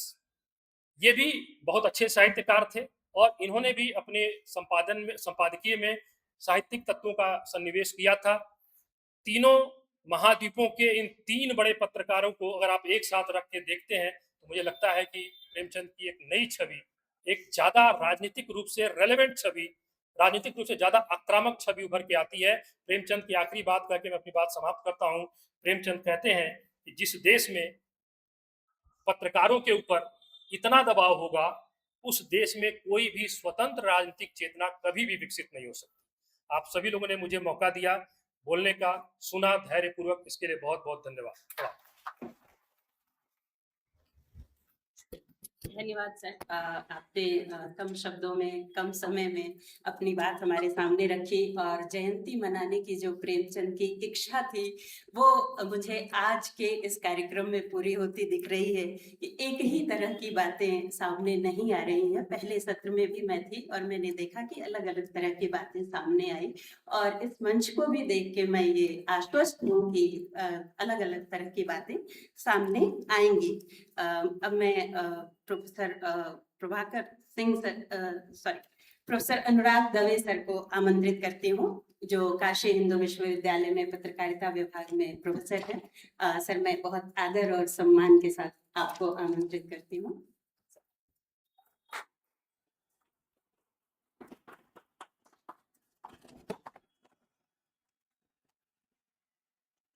धन्यवाद मैडम। आदरणीय कार्यक्रम के अध्यक्ष और मेरे मित्र आशीष जी, अभी हम लोग यही चर्चा कर रहे थे कि हमारी आयु वर्ग में आशीष और अनुराग नाम बहुत पॉपुलर थे। तो हम सबके मित्रों की लिस्ट में ये कहीं मुझे कुछ भेज रहे थे तो देखा मैंने बहुत सारे अनुराग थे, तो मैंने कहा आपको अनुराग नाम से बहुत अनुराग है। सर ने कहा ये हम लोगों के समय एक बड़ा ही पॉपुलर नाम रहा करता था। तो आपकी अध्यक्षता, और मैं बहुत कम समय लूंगा क्योंकि बहुत कुछ बातें हो चुकी हैं और हम सब लोग अपने व्यस्त कार्यक्रम में हम लोगों को आगे वापस बनारस शहर की ओर भी प्रस्थान करना है। मैं पत्रकारिता के संदर्भ में कुछ ज्यादा बातें बोलने का प्रयास करूंगा क्योंकि प्रेमचंद जी और उनके साहित्य और उस दृष्टिकोण से हमारे पास बहुत बड़े बड़े महारथी हैं और मैं उसमें पूरा अयोग्य हूं क्योंकि मैं उसमें अपने आप को समर्थशील नहीं पाता। तो उन सब की बातों के साथ पत्रकारिता का विद्यार्थी होने के नाते मैं पत्रकारिता के दृष्टिकोण से अपनी कुछ बातें रखने का प्रयास करना चाहूंगा। सबसे पहले तो अभी जो बात कही कि पत्रकारिता के 200 वर्ष, अर्थात 1826 30 मई उदंत मार्तंड के जब प्रकाशन के साथ हम लोग पूरी एक हिंदी पत्रकारिता की एक लंबी जर्नी की बात करते हैं और आज हम लोग उसके 200वें वर्ष को सेलिब्रेट कर रहे हैं, उसका हम लोग आनंद उठा रहे हैं। और यदि आप इस पूरे 200 वर्ष की जर्नी को देखें तो उसके मध्य में कहीं आपको एक बीच सेतु पुरुष के रूप में आपको प्रेमचंद नजर आते हैं, क्योंकि उनका मुख्यतः लेखन और पत्रकारिता के संबंध में उनका मुख्यतः लेखन वही 20वीं शताब्दी के लगभग दूसरे तीसरे चौथे दशक के दौरान देखा जा सकता है। तो हम लोग कह सकते हैं कि प्रेमचंद वह सेतु पुरुष हैं जो पत्रकारिता के पहले शतक और बाद के शतक को कहीं ना कहीं उसके मध्य में अपने आप को खड़े पाते हैं। और जो आप पहले शतक की अगर बात करें पत्रकारिता के, जिसको हम लोग कई हिंदी पत्रकारिता के कई अलग अलग तरह के कई लोगों ने उनका काल विभाजन किया है, जिसे अलग अलग रूप से जाना जा सकता है। लेकिन हम लोग पत्रकारिता और हिंदी भाषा का स्वयं का विकास यदि हम देखें तो that goes hand to hand together. एक साथ हिंदी भाषा, जिसको हम लोग सामान्यतः यह मानते हैं कि बाकी भारतीय भाषाओं में सबसे नवीन भाषा है, उसके डायलेक्ट वगैरह कई थे, लेकिन एक भाषा के रूप में वो जब समृद्ध होने लगी, और उसके साथ अगर हम पत्रकारिता को भी देखें तो पत्रकारिता और हिंदी साहित्य, हिंदी भाषा एक साथ पल्लवित पुष्पित पल्लवित हुई। और जो भाषा सामान्यतः कई बार कहा जाता था कि यह तो पद्य से संबंध रखती है, उससे संबंधित है, लेकिन उस भाषा को पत्रकारिता के क्षेत्र में अपनाने के लिए हमारे यही काशी के महत्वपूर्ण व्यक्ति, जिन्होंने उसके अंदर बहुत ज्यादा योगदान दिया, और आप सभी जानते हैं भारतेंदु हरिश्चंद्र जी ने जब उसे प्रोज की भाषा बनाना शुरू किया और उसे गद्य की भाषा के रूप में उसमें उसका विस्तार किया, और आगे जाकर महावीर प्रसाद द्विवेदी जी ने अपने सरस्वती पत्रिका के माध्यम से उसे और उन्नत और समृद्ध किया। यह वह बैकग्राउंड था जिस पर प्रेमचंद मध्य सेतु में आए थे। जो मेरा कहना है कि प्रथम दशक की अगर हम बात करें, प्रथम दशक नहीं, प्रथम अगर हम लोग पूरी शतक की बात करें, तो उसने इस बैकग्राउंड को तैयार किया था, और उस बैकग्राउंड के अंदर प्रेमचंद हमको दिखाई देते हैं, जो एक पूरे भारतीय आंदोलन, जो इससे पहले केवल एक जन जागृति का आंदोलन था, जिसने महात्मा गांधी के नेतृत्व में एक राष्ट्रीय आंदोलन का भी स्वरूप लेना शुरू कर दिया था, जहां हिंदी भाषा भी अपने शब्दों के आधार पर, अपने लेखन के आधार पर विभिन्न प्रकार के भारतेंदु हरिश्चंद्र से लेकर जो महावीर प्रसाद जी तक विभिन्न लोगों ने जो उसमें अपना कंट्रीब्यूशन दिया, उसके आधार पर समृद्ध और उन्नत हो चुकी थी। अब उसके सामने उद्देश्य था कि उस भाषा को, उस प्रश्नों को राष्ट्रीय आंदोलन के साथ जोड़ते हुए सामाजिक सरोकारों के साथ उसका संबंध स्थापित किया जाए। और पूरे प्रेमचंद की पत्रकारिता और उनके लेखन में आप देखेंगे तो वो जो प्रश्न जो महत्वपूर्ण थे भारतीय समाज के लिए, जिसमें अभी आपने इतनी चर्चा की, सर ने अभी उसके बारे में बोला, अविनाश जी ने, कि जाति प्रथा के प्रश्न, स्त्रियों के प्रश्न, और भारतीय सामाजिक ताने बाने से जुड़े हुए जो फ्यूडल स्थिति थी, फ्यूडलिज्म था, उससे जुड़े प्रश्न, इन सब प्रश्नों को महत्वपूर्ण रूप से प्रेमचंद ने उठाया। और इसीलिए मैं कहता हूं कि वो एक महत्वपूर्ण सेतु पुरुष के रूप में हमें दिखाई देते हैं, जहां से एक बड़ा डिपार्चर हम देख सकते हैं, जिन्होंने एक बेस तैयार किया, उस बेस के ऊपर भारतीय पत्रकारिता आगे पल्लवित हुई, पुष्पित हुई। और उसी समय के कुछ और जो महत्वपूर्ण पत्रकार रहे, उन्होंने भी भारतीय पत्रकारिता को बड़ा समृद्ध किया। लेकिन उनमें से कुछ प्रमुख जो पत्रकार थे, उनके साथ जो इनकी लेखन शैली थी, उसके बारे में मैं कुछ चर्चा करना चाहूंगा कि कैसे उस समय के अन्य जो तत्कालीन लेखक थे या जो पत्रकारिता के अंदर अपना कंट्रीब्यूशन दे रहे थे, किस प्रकार प्रेमचंद और उनमें किस प्रकार की हम भिन्नता देखते हैं। यद्यपि उद्देश्य सबका एक ही था, उद्देश्य बृहत उद्देश्य था कि भारत के अंदर राष्ट्रीय जागरण और भारत के इन प्रमुख सामाजिक प्रश्नों को उजागर किया जाए, लेकिन शैली सबकी अलग अलग थी। बाल मुकुंद गुप्त भरत मित्र के संपादक, उन्होंने बहुत ही महत्वपूर्ण एक संपादक थे। भरत मित्र बहुत महत्वपूर्ण एक उस समय का समाचार पत्र था, लेकिन उनकी जो शैली थी वो बहुत अधिक व्यंग्यात्मक शैली थी, और वो व्यंग के आधार पर उसमें लिखते थे, और वे औपनिवेशिक सत्ता की आलोचना उसी व्यंग के आधार पर करते थे। जबकि प्रेमचंद की पत्रकारिता में व्यंग कम था और उसके अंदर गंभीरता ज्यादा थी, उन प्रश्नों के ऊपर एकेडमिक विमर्श ज्यादा था, उन प्रश्नों को उन्होंने ज्यादा कठोर शब्दों में, ज्यादा मैं कह सकता हूं कि पुरजोर शब्दों के अंदर उसे उठाने का प्रयास किया। उसी समय के एक महत्वपूर्ण, अगर हम लोग कहें कि पत्रकारिता के पुरोधा, जिनका हमें बहुत सम्मान है, और वो भी इसी बनारस भूमि के और यहाँ के व्यक्ति, जिनको हम लोग कहते हैं गणेश शंकर विद्यार्थी जी। और गणेश शंकर विद्यार्थी जी जो कि प्रताप समाचार पत्र के संपादक थे, उनकी जो लेखन थी उसमें राजनीतिक प्रक्रिया बहुत ज्यादा होती थी, सरकार की तीव्र आलोचना, पॉलिटिकल क्रिटिसिज्म उसमें ज्यादा देखा जा सकता है। जबकि प्रेमचंद की जो पत्रकारिता थी वो प्रत्यक्ष राजनीतिक सक्रियता के बजाय उसको बहुत अधिक सामाजिक सांस्कृतिक ढांचे के अंदर वो प्रस्तुत करने का प्रयास करते थे। तो यह उनके उस समय के जो समकालीन, सभी का उद्देश्य एक ही था कि किस प्रकार समाज के अंदर एक समरसता कायम की जाए, किस प्रकार सामाजिक मुद्दों को उठाया जाए। लेकिन हर एक के लेखन की शैली और हर व्यक्ति अपने अपने तरीके से पत्रकारिता को बढ़ावा दे रहा था, साथ ही साथ साहित्य को भी बढ़ावा दे रहा था। जैसे मैंने कहा, साहित्य और पत्रकारिता they are goes hand to hand together, एक साथ सम्मिलित रूप से जा रही थी। और इसी श्रम क्रम में अगर हम बाबू विष्णुराव पराडकर जी का नाम लें, और माखनलाल चतुर्वेदी जी का नाम लें, पराडकर जी ने आज समाचार पत्र निकाला, माखनलाल चतुर्वेदी जी ने कर्मवीर नामक समाचार पत्र निकाला। और इन सब के अंदर जो इनकी लेखन था वो बहुत कुछ राष्ट्रीय आंदोलन के साथ लोगों को जोड़ने के लिए, उनको उन्हें प्रोत्साहित करने की दिशा में था। जबकि प्रेमचंद पुनः, मैंने जैसा कहा कि वो साहित्य की गहराइयां और साथ साथ अंतरराष्ट्रीय सामाजिक वैचार की भी प्रभावित थे। जैसे आपने कहा कि रशिया ईरान के महत्वपूर्ण प्रश्न, इसी दिशा में उस वक्त का एक सबसे महत्वपूर्ण आंदोलन जिसके साथ वो जुड़े और जिसके पहले चेयरमैन रहे, प्रगतिशील लेखक संघ। तो उनकी अंतरराष्ट्रीय जो दृष्टि थी वह भी थी, और उसके साथ साथ साहित्य पर भी उसी जोर के साथ वो इन सभी मुद्दों को महत्वपूर्ण रूप से सामने लाने का प्रयास करते थे। दूसरा जो मेरा अब महत्वपूर्ण, मैं जिसके ऊपर अपने एक और सेक्शन के ऊपर जिस पर मैं ध्यान आप लोगों का दिलाना चाहूंगा, और वह है कि एक प्रेमचंद से पूर्व और प्रेमचंद के समय की पत्रकारिता और एक प्रेमचंद के पश्चात की पत्रकारिता, क्योंकि हम लोग, हमारा विषय 200 वर्ष की पत्रकारिता भी है। तो क्या प्रेमचंद के कौन से महत्वपूर्ण चीजें हैं जिन्हें हमें आज की पत्रकारिता के आधार पर देखना चाहिए? और इस संदर्भ में मैं आपको कहूंगा कि कुछ स्वतंत्रता से पूर्व और स्वतंत्रता के बाद, कई लोग इसको अलग अलग ढंग से प्रस्तुत करते हैं। कोई कहते हैं वो एक मिशन थी, वहां से एक प्रोफेशन बन गई, है ना। लेकिन इसके बारे में अगर आपको कोई बहुत महत्वपूर्ण जानकारी लेनी है तो एक बहुत ही अच्छे विचारक हैं जिन्होंने पत्रकारिता पे बहुत काम किया है। हालांकि वो ऑस्ट्रेलियन थिंकर हैं, लेकिन उन्होंने इंडियन जर्नलिज्म पर काम किया है, रॉबिन जेफरी। और उनकी एक बहुत अच्छी पुस्तक है इंडियन न्यूज़पेपर रिवॉल्यूशन। और उस किताब के अंदर उन्होंने अलग अलग भाषाई, भारतीय भाषाई पत्रकारिताओं के विस्तार के बारे में लिखा है कि उनका विस्तार कैसे हुआ। और वो ईपीडब्ल्यू में 90s के दशक में इकोनॉमिक एंड पॉलिटिकल वीकली में एक सीरीज के रूप में छपे कि तेलुगु पत्रकारिता का विकास, पंजाबी पत्रकारिता का विकास, हिंदी पत्रकारिता का विकास और भी कई पत्रकारिता, मराठी, सब पत्रकारिता के बारे में उन्होंने लिखा है। और उन्होंने कहा कि जिस समय भारत आजाद हुआ उस समय पत्रकारिता के क्षेत्र में भी एक बड़ा परिवर्तन आया। वह बड़ा परिवर्तन था कि जो ये न्यूज़पेपर जिनका मैंने नाम लिया, चाहे वो प्रताप हो, चाहे वो आपका सैनिक हो, चाहे वो कर्मवीर हो, इन सब अखबार, और इवन आज समाचार पत्र अभी तक चल रहा है, लेकिन हम उस समाचार पत्र की वर्तमान स्थिति से हम सभी अच्छी तरीके से अवगत हैं।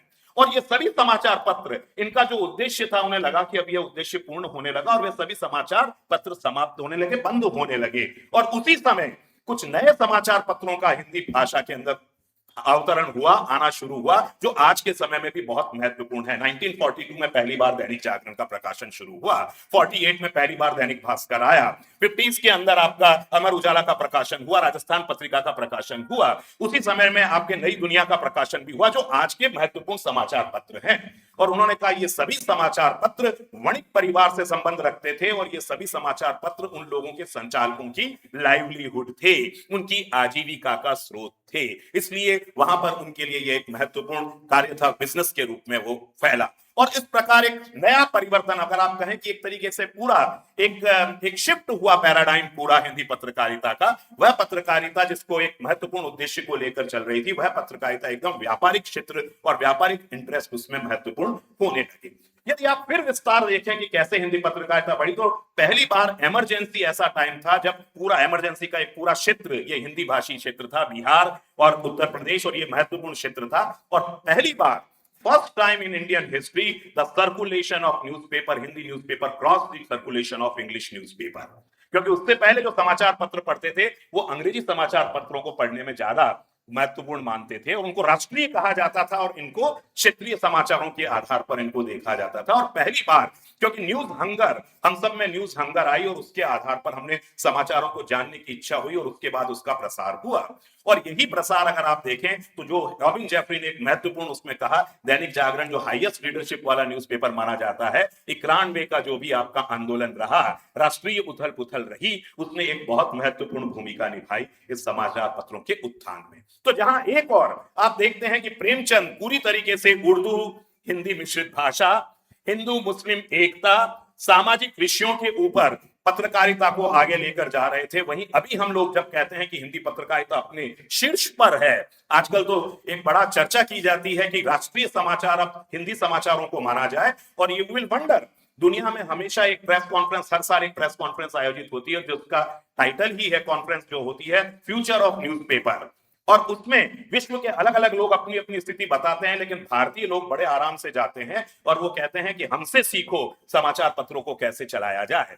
और उसका कारण है हिंदी और क्षेत्रीय समाचार पत्रों का जो भारत में ग्रोथ हुई, विस्तार हुआ, और उसका कारण है कि उन्होंने अपने स्वरूप को परिवर्तन किया, बिजनेस को परिवर्तित किया, और उन्होंने एडिशन, मल्टी एडिशन के आधार पर लोकल मार्केट को टैप करना शुरू किया। और जहां बाकी टेलीविजन और जो आपके इंटरनेट मीडिया है, जहां वो ग्लोबलाइज्ड हो रहा था, हमारा समाचार पत्र और लोकलाइज्ड हो रहे थे।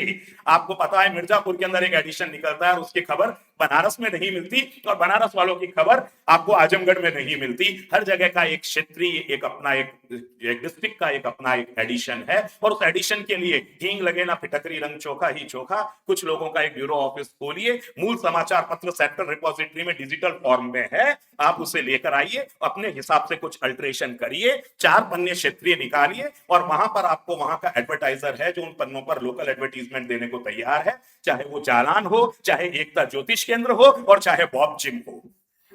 ये सब एक नए एडवर्टाइजर्स की एक आप देख सकते हैं कि ब्रीड ऑफ एडवर्टाइजर्स सामने आई है जो इनको सपोर्ट करती है, और उसके बेसिस पर ये मल्टी एडिशंस निकाल के सरवाइव कर रहे हैं। लेकिन अब बिजनेस इंपॉर्टेंट है, वो सामाजिक सरोकार, वो प्रश्न, वो महत्वपूर्ण नहीं रहे। और यही कारण है कि धीरे धीरे इस पूरी पत्रकारिता से हम लोग विमुख होकर अब अल्टरनेटिव पत्रकारिता या वैकल्पिक पत्रकारिता पर जा रहे हैं, जिसकी ओर आपने इशारा किया अविनाश जी ने, कि वह भी एक महत्वपूर्ण रूप से हम लोगों के सामने आ रही है। क्योंकि यही नहीं, प्रेमचंद ने केवल पत्रकारिता के क्षेत्र में ही नहीं, अगर आप देखेंगे कि मास कम्युनिकेशन के अदर जो रूप हैं उसमें भी उन्होंने हाथ आजमाइश की, और उसमें हाथ जलाकर उन्होंने उसके बारे में भी लिखा, जिसमें फिल्में महत्वपूर्ण है, मजदूर मिल और औरत फिल्म के लिए उन्होंने स्क्रिप्ट राइटिंग की। और वहां से उनको लगा कि डायरेक्टर ने जो उनके ऊपर व्यवसायिक दबाव है उसके आधार पर स्क्रीन प्ले को इतनी बार चेंज किया गया कि उनको लगा कि यह भी मेरे मन की बात, मेरा बस की बात नहीं है। उन्होंने जैनेन्द्र जी को एक पत्र लिखते हुए उसमें उसके बारे में बहुत कुछ कहा। तो ये सारी जो उस समय के प्रश्न हैं, ये आज भी हमारे लिए उसी रूप में ज्वलंत है।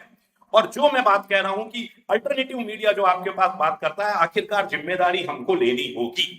हमें इसमें लेनी होगी क्योंकि अगर हमें न्यूज़पेपर चाहिए 5 रुपए में, 10 रुपए में, इससे ज्यादा न्यूज़पेपर नहीं हो, वो न्यूज़पेपर हमारे सुबह डोर स्टेप पर हमारे घर के ऊपर रैपर डाल के जाए, और हम पैसा भी 1 महीने बाद देंगे, और फिर हम उम्मीद रखते हैं कि अगर वो न्यूज़पेपर में अगर कल उसने कुछ ऐसी बात लिख दी या उसने पैसा बढ़ा दिया, हम एक न्यूज़पेपर का दूसरा सब्स्टिट्यूट हमारे पास अवेलेबल है, हिंदुस्तान की जगह अमर उजाला पढ़ेंगे, अमर उजाला की जगह हम दैनिक जागरण पढ़ना शुरू कर देंगे, उसकी जगह कोई दूसरा न्यूज़पेपर, वो कलर्ड भी हो, बहुत सारे पन्ने भी हो, उसके साथ सप्लीमेंट भी आए।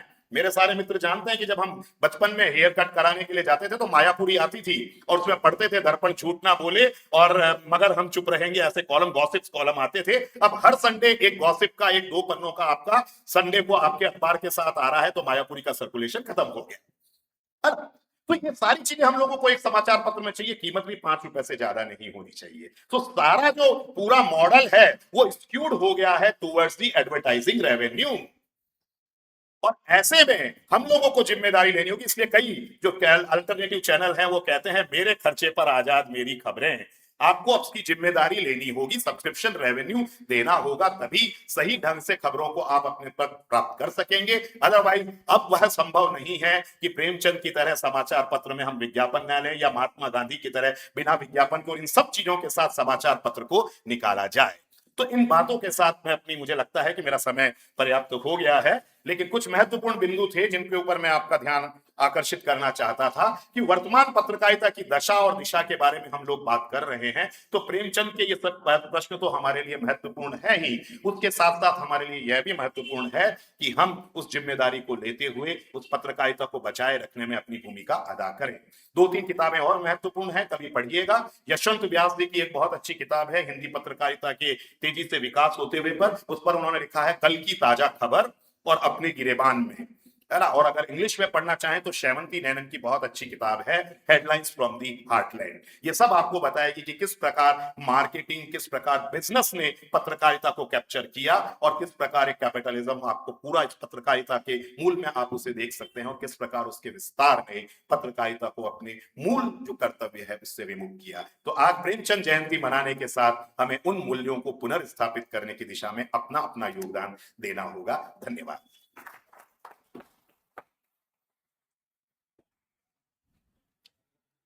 धन्यवाद सर, बहुत बहुत धन्यवाद सर। प्रेमचंद के समकालीन जो संपादक थे और प्रेमचंद के बाद जो संपादक हैं, उन सबको समेट के आपने इतनी अच्छी अपनी बात हम लोगों के सामने रखी और हम सबको अपना अपना योगदान, मूल्यवान योगदान देने के लिए तैयार कर रहे हैं आप लोग। इसके लिए हम लोग बहुत आभारी हैं सर। अब मैं हम सबके प्रिय अध्यापक प्रोफेसर प्रभाकर सिंह सर को आमंत्रित करती हूँ। सर आप मंच पर आएं और हमें उद्बोधित करें सर।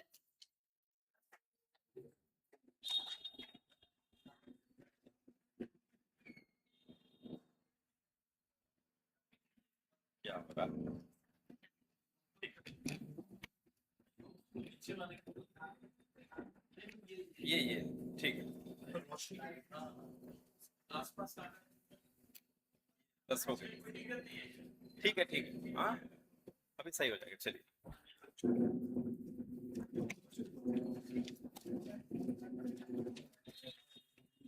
थोड़ी देर में ठीक हो जाएगा, हाँ बगल में रख। मुंशी प्रेमचंद स्मारक एवं शोध संस्थान लमही की ओर से कला संकाय काशी हिंदू विश्वविद्यालय के साथ जुड़कर ये प्रेमचंद जयंती समारोह हो रहा है। इसमें ये द्वितीय जो हमारा सेशन है, प्रेमचंद का जो पत्रकार व्यक्तित्व है, पत्रकारिता प्रेमचंद की, उस पर ये है सेशन और इसकी अध्यक्षता कर रहे हैं आदरणीय प्रोफेसर आशीष त्रिपाठी जी, प्रोफेसर अनुराग दवे जी, अविनाश जी, किरण जी, सामने बैठे हुए प्रिय कथाकार और संपादक अखिलेश जी, विवेक जी, मनोज जी और इस आयोजन के कर्ता धर्ता प्रोफेसर नीरज खरे, शिल्पा जी और प्रिय विद्यार्थियों। 10 मिनट में बात रखनी है, बहुत विस्तार से मैं नहीं रखूंगा। और अभी आपने देखा कि अविनाश ने कम समय में ही अच्छी बातें रखी अपनी तरह से। उन्होंने पत्रकारिता के बारे में, उस समय के समकालीन समय के बारे में बातचीत की, जो प्रेमचंद का समय क्या था, और उसमें बहुत सारी पत्रिकाओं के शीर्षक के द्वारा उस समय के जो पत्रकारिता का पूरा परिदृश्य था उसके बारे में उन्होंने बताया कि जात के आधार पर कैसे पत्रिकाएं निकल रही थी, हंस क्यों निकालना पड़ा प्रेमचंद को। दूसरी तरफ अभी अनुराग जी ने बहुत विस्तार के साथ वैभव सूर्यवंशी के गति से उन्होंने बहुत शानदार तरीके से, और आपने देखा कि उन्होंने हमें बताया, बहुत कम समय में एक पत्रकारिता से जुड़ा हुआ व्यक्ति ही इस तरह से बता सकता है, वो भी उन्होंने बताया, जैसे बुलेट समाचार हमारे सामने आते हैं उस तरह से, और बहुत जानकारियां उन्होंने दी। तो मैं दोनों का शुक्रिया अदा करता हूं। और इसके पहले जो पहला सत्र हुआ था उसमें बहुत समृद्ध बातचीत हुई। मैं आपके सामने कुछ बातें हंस के हवाले से करूंगा। साथियों, प्रेमचंद ने हंस क्यों निकाला या पत्रिका से क्यों जुड़े, वो संपादक भी थे और उन्होंने एक प्रेस भी चलाया था, और ये दोनों बहुत घाटे के साथ उन्होंने चलाया। बहुत दिक्कतें उनको आई, आर्थिक दिक्कतें आई, इवन कि अपने हंस पत्रिका को चलाने के लिए दूसरी पत्रिका में नौकरी करते थे वो। ये सारे किस्से आप जानते हैं, मैं उसकी तरफ इशारा नहीं कर रहा हूँ।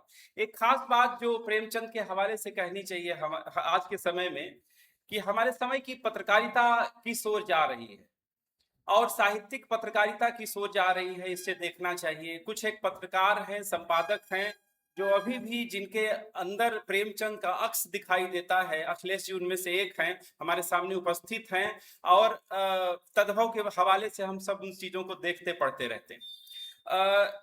साहित्यिक पत्रकारिता और पत्रकारिता का जो पूरा सौंदर्य शास्त्र है, इस संदर्भ में बातचीत करिए तो एक वाक्य मुझे याद आता है प्रेमचंद का। प्रेमचंद ने लिखा है कि साहित्य रचने के लिए सबसे बड़ी बात चरित्र चाहिए और एक पागल साधना प्रेम चाहिए।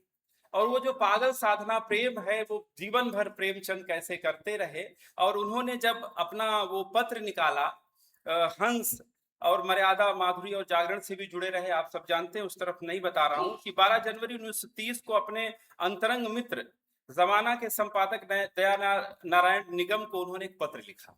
और उस पत्र में उन्होंने लिखा कि मैं फागुन यानी नए साल से एक हिंदी रिसाला हंस निकालने जा रहा हूँ। है तो हिमाकत की दर्देसर, बहुत नफा कुछ नहीं, लेकिन हिमाकत करने को जी चाहता है। जिंदगी हिमाकतों से गुजर गई, एक और सही, न पहले कामयाबी की सूरत देखी, न अब देखने की उम्मीद है। साथियों, ये वाक्य बहुत महत्वपूर्ण है कि किसी सफलता के लिए उन्होंने वो पत्रिका नहीं निकाली, न कि इस उम्मीद में निकाली कि ये पत्रिका सफल हो। अपनी बातें उन्हें रखनी थी, अपनी अपनी कथा साहित्य में, कहानियों में, उपन्यास में जो बातें कह रहे थे, इसके साथ साथ बदलती दुनिया को वो देख रहे थे, समय और समाज को देख रहे थे, उस समय की पत्रकारिता की बदतर स्थिति को भी देख रहे थे अपने समय में, खासकर काशी के आसपास की, इसलिए उन्होंने हंस निकाला। और हंस जब निकाला तो उनके पूरे मोटो में एक खास बात थी, वो थी स्वाधीनता की चेतना। आप जानते हैं कि स्वतंत्रता आंदोलन का दौर था वो, और स्वाधीनता उनके पूरी चेतना में है, और वो हंस के हवाले से भी स्वाधीनता की बात करते हैं। लेकिन यहाँ एक खास बात मैं बता दूं कि स्वाधीनता का आशय हंस प्रेमचंद के लिए सिर्फ अंग्रेजी साम्राज्यवाद से मुक्ति का मसला नहीं था। वैश्विक धरातल पर वो मजदूरों की आवाज उठा रहे थे, वो श्रमिकों की आवाज उठा रहे थे, किसानों और मजदूरों की आवाज उठा रहे थे, और ऐसे में बातचीत करते हुए खुद अपने को कैसे एक श्रमिक की तरह रखते थे वो, और उन हवाले से अपनी बातें कैसे रखते थे। मैं आपके सामने पढ़ रहा हूं कि जो प्रेमचंद ने स्वाधीनता के हवाले से जो बातचीत रखी, आप उनके उपन्यास अगर पढ़िए तो वहां गांधी जी का जो प्रभाव है वो सीधे सीधे आपको नहीं दिखाई देगा। या गांधी जी का संदर्भ आता है, वो किस तरह से तमाम सारे उपन्यासों में आता है अपनी तरह से, लेकिन उसका क्रिटिक भी अपनी तरह से रचते हैं, ऐसा नहीं कि हूबहू आता है। मसलन आप देखिए कि गांधी जी जब मंदिर प्रवेश की बात करते हैं तो वह अपने उपन्यास में उसको दिखाते हैं, और दिखाने के बाद एक वाक्य लिखते हैं कि आज हरिजनों का मंदिर में प्रवेश हुआ, लेकिन सिर्फ एक चीज हुई कि आज पुजारी को चढ़ावा ज्यादा मिला, और कुछ नहीं हुआ। ये क्रिटिक सिर्फ प्रेमचंद रच सकते थे। आप देखिए कि अपने समय के रचनाकारों और तमाम सारे राजनेताओं, बुद्धिजीवियों के साथ साबका करते हुए उनकी एक विश्व दृष्टि थी, उस दृष्टि के हवाले से वो अपनी पत्रकारिता को भी आगे ले जा रहे थे। उनके साथ जुड़ते थे, अगर उनके समकालीन तो कोई निराला जुड़ते थे। मुझे लगता है निराला को अगर आप पढ़िए तो निराला के यहाँ जो स्वाधीनता का कॉन्सेप्ट आता है, निराला एक स्वाधीनता नाम की अपनी कविता में लिखते हैं कि आवर्तन परिवर्तन नर्तन सुख कीर्तन में, विपुल उल्लास में, विश्व के क्षण क्षण में, भूधर महान और क्षुद्र कण कण में, एक स्वाधीनता का गूंजता है विपुल हर्ष। तो ये जो कविता है, इस कविता के हवाले से अगर आप प्रेमचंद को भी देखें, अभी प्रेमचंद का जिक्र किया था अरुण जी ने पिछले सत्र में, कि देखने के बाद वैश्वाणी में जब कहा उन्होंने कि ऐसे ही आंख चाहिए, ये जो वैश्वाणी भाषा में कहा कि प्रेमचंद की आंख चाहिए हम सबको, तो वो बात निराला ने शिनाख्त की थी। मैं एक बहुत बहुत महत्वपूर्ण बात आपके सामने रखना चाहता हूं, और इसके लिए मैं रिग्रेट करते हुए रखना चाहता हूं कि मेरे दादाजी थे गांव के ठाकुर श्रीनाथ संपादक। आपने पढ़ा होगा, पढ़िएगा उनके बारे में। रामविलास शर्मा ने प्रेमचंद और उनका युग नाम की किताब में लिखा है। हम लोग भी उनसे मिले, लेकिन आप जानते हैं कि बड़ा व्यक्तित्व क्यों बड़ा होता है, वो जमाने से बातें करता है, अपने अपने बड़े उद्देश्य के साथ चलता है, तात्कालिक चीजों की को देखते हुए व्यापक सरोकारों के साथ चलता है। प्रेमचंद ने अपने साहित्य में, अपनी पत्रकारिता में घृणा के शब्द का भी इस्तेमाल किया, और प्रेमचंद ने ये लिखा कि सौंदर्य के मेयार बदलने पड़ेंगे, लेकिन घृणा भी जरूरी है। और घृणा किसके लिए? अगर बलात्कार हो रहा है तो घृणा होनी चाहिए आपके अंदर, अगर विषमताएं हो रही हैं तो घृणा होनी चाहिए आपके अंदर। घृणा का भी एक सौंदर्य होता है, और इस पर उन्होंने एक लिखा था, एक लेख लिखा था ठाकुर श्रीनाथ सिंह ने, आप पढ़ें उसको। मैं तुलना नहीं कर रहा हूं, मैं ये बता रहा हूं कैसे एक बड़ा साहित्यकार बड़ा कैसे बनता है। उसके 2 संस्मरण मेरे पास है। तो घृणा के प्रचारक प्रेमचंद नाम से एक शीर्षक से लेख लिखा। इस पर बाद में उनकी बड़ी लानत मलानत हुई, और खुद जब ठाकुर श्रीनाथ सिंह आए बनारस तो प्रेमचंद को लेटे हुए लिखते हुए देखा, उन्होंने अपने संस्मरण में लिखा है, मैंने देखा है उसको। तो उन्होंने बहुत पश्चाताप किया कि मैं बहुत गलत था। असल में हिंदी समाज में तो अकेला यही साहित्यकार है जो श्रमशील साहित्यकार है, और आपको पता था कि पेट में बहुत ज्यादा परेशानी थी प्रेमचंद को अंतिम दौर में, तो लेट कर लिखते थे वो, कई बार पेट में जब दर्द होता था। तो वो सारे संस्मरण को भी याद रखना चाहिए, और खुद अपने को मजदूर कहते थे, कलम का मजदूर कहते थे प्रेमचंद की। रोज मैं जरूर मुझे लिखना चाहिए समाज के लिए, इस परिवेश के लिए। इन सारे संदर्भों को याद करते हुए अगर आप हंस पत्रिका के बारे में बात करें, उस दौर के बारे में बात करें, तब प्रेमचंद का एक बड़ा व्यक्तित्व आपके सामने आता है। तो मैं ये महसूस करता हूं कि एक बड़ा साहित्यकार हमारे समय में क्यों बड़ा है, क्यों उसकी पत्रकारिता को किस तरह से याद करें हम, यथार्थ की दृष्टि कैसी उनकी थी, और अपने समय और समाज के सौंदर्य को कैसे निर्मित करना चाहते थे। उन्होंने जो टिप्पणी की उसमें महात्मा गांधी को उन्होंने याद किया है। मैं वो टिप्पणी पढ़ता हूँ, पहला संपादकीय है, वो है हंस की प्रथम संपादकीय की टिप्पणी है, मैं पढ़ रहा हूं कि स्वाधीनता केवल मन की वृत्ति है, इस वृत्ति का जागना ही स्वाधीन हो जाना है। अब तक इस विचार ने जन्म ही न लिया, हमारी चेतना इतनी मंद, शिथिल और निर्जीव हो गई है कि उसमें ऐसी कल्पना का आविर्भाव नहीं हो पाता। पर भारत के कर्णधार महात्मा गांधी ने इस विचार की सृष्टि कर दी, इस संग्राम में हम एक दिन विजयी होंगे। और अंत में उसी में उन्होंने लिखा, हंस भी मानसरोवर की शांति छोड़कर अपनी नन्ही सी चोंच में चुटकी भर मिट्टी लिए समुद्र पाटने आजादी के जंग में योग देना चाहता है। ये वाक्य उन्होंने हंस के हवाले से लिखा और हंस के हवाले से ये बताया कि ये समुद्र है, ये स्वाधीनता की जो पूरी चेतना है, इसमें थोड़ा ही सही लेकिन मैं भी अपना योगदान दूंगा। और हंस के हवाले से, अपनी पत्रकारिता के हवाले से उन्होंने योगदान दिया। दूसरी बात मैं और आपके सामने कहना चाहता हूँ, छोटी छोटी बातें कुछ हैं। आप देखें कि अपने समय के सवालों पर किस तरह से हंस लगातार हंस में उन्होंने लिखा। लेकिन एक और खास बात मैं बताना चाहता हूं कि हंस का पूरा मिजाज प्रगतिशील मिजाज था। हंस पत्रिका प्रगतिशील लेखक संघ की स्थापना के साथ पहला जो वक्तव्य दिया था प्रेमचंद ने, उसे भी याद करिए। 1930 से 36 तक का संपादन का उनका काल है वो हंस का, और 36 में उन्होंने महाजनी सभ्यता जैसा निबंध भी उसी में लिखा। आप इसको भी ध्यान में रखें, अगर आप पढ़ें थोड़ा ध्यान से इस संदर्भ के साथ, तो उन सारे संदर्भों के बीच में प्रेमचंद ने अंतरराष्ट्रीय स्तर से जिस साहित्य के बारे में बातचीत की, वह भी हंस की बड़ी खूबसूरती है कि वह अंतरराष्ट्रीय स्तर से तमाम सारे जो साहित्य हैं उसे कैसे पढ़ा जाए। और एक साहित्य का उद्देश्य आप निबंध पढ़ें या उसके बारे में पढ़ें तो आपको पता चलेगा कि सौंदर्य के मेयार कैसे बदलने पड़ेंगे। तो सौंदर्य के मेयार बदलने की पूरी प्रक्रिया के बारे में वैश्विक स्तर पर बातचीत करते हैं। उन्हें ये पता है कि किस तरह से ये पतित पूंजीवाद कैसे हमारे सौंदर्य को पतित कर रहा है। इस संदर्भ में उन्होंने रूसी साहित्य और हिंदी के अंतर संबंध के बारे में लिखा। अगर आप इस अंतर संबंध को पढ़ें तो एक वैश्विक दृष्टि आपको दिखाई देगी प्रेमचंद की, और प्रेमचंद की निगाह उस समय के तमाम सारे प्रगतिशीलों और प्रगतिशील साहित्य के बारे में भी दिखाई देती है। जैसे उन्होंने लिखा है एक जगह, रूसी साहित्य और हिंदी। एक समय था जब हिंदी में रेनाल्ड के उपन्यासों की धूम थी। डिकेंस, थैकरे, लैम, रस्किन आदि को किसी ने पूछा तक नहीं। अब जनता की रुचि बदल गई है, यद्यप अब भी ऐसे लोगों की कमी नहीं है जो चोरी, जिना, डाके के वृत्तांतों में आनंद पाते हैं। लेकिन साहित्य की रुचि में कुछ परिष्कार अवश्य हुआ है और रूसी साहित्य में कुछ लोगों की रुचि बढ़ी है। आप देखें कि वो रूसी साहित्य के उन तमाम सारे प्रगतिशील साहित्यकारों के बारे में बात करते हैं, उन उपन्यासकारों के बारे में बातचीत करते हैं और यथार्थ का एकदम एक रूप हमारे सामने रखते हैं। मित्रों, इस पर एक दिलचस्प किस्सा और मैं सुनाना चाहता हूं। आचार्य हजारी प्रसाद द्विवेदी ने एक जगह लिखा है रविन्द्रनाथ टैगोर और गांधी के हवाले से, और वो प्रेमचंद की यथार्थ दृष्टि पर भी वो लागू होता है। उन्होंने लिखा है कि रविन्द्रनाथ टैगोर की दृष्टि में रोमांटिसिज्म किस तरह से था और गांधी की दृष्टि में यथार्थवादी रवैया कैसे था। एक मारवाड़ी मिलने के लिए आया रविन्द्रनाथ टैगोर से, और वो मारवाड़ी व्यापारी था। उससे आधा घंटा रविन्द्रनाथ टैगोर ने बातचीत की, तमाम सारे उसके बारे में, संदर्भों के बारे में बात की, उस कल्पनाओं के बारे में बातचीत की, भविष्य के बारे में बातचीत की। निकलते समय गांधी जी थे वहीं पर। गांधी जी ने उससे 3 मिनट का समय लिया और गांधी जी ने उससे कहा कि बातचीत की और उसके व्यापार के बारे में पूछा। गांधी जी ने उसके बारे में पूछा, उसके पास एक गाय थी, गाय के बारे में पूछा, उसकी बछिया के बारे में पूछा, उसके बच्चे के बारे में पूछा, और फिर कहा कि तुम आए हो तो थोड़ा दान तो तुम्हें देना चाहिए, और 5000 रुपए का चेक लिया उससे और उसके बाद वो बड़ा प्रसन्न हुआ।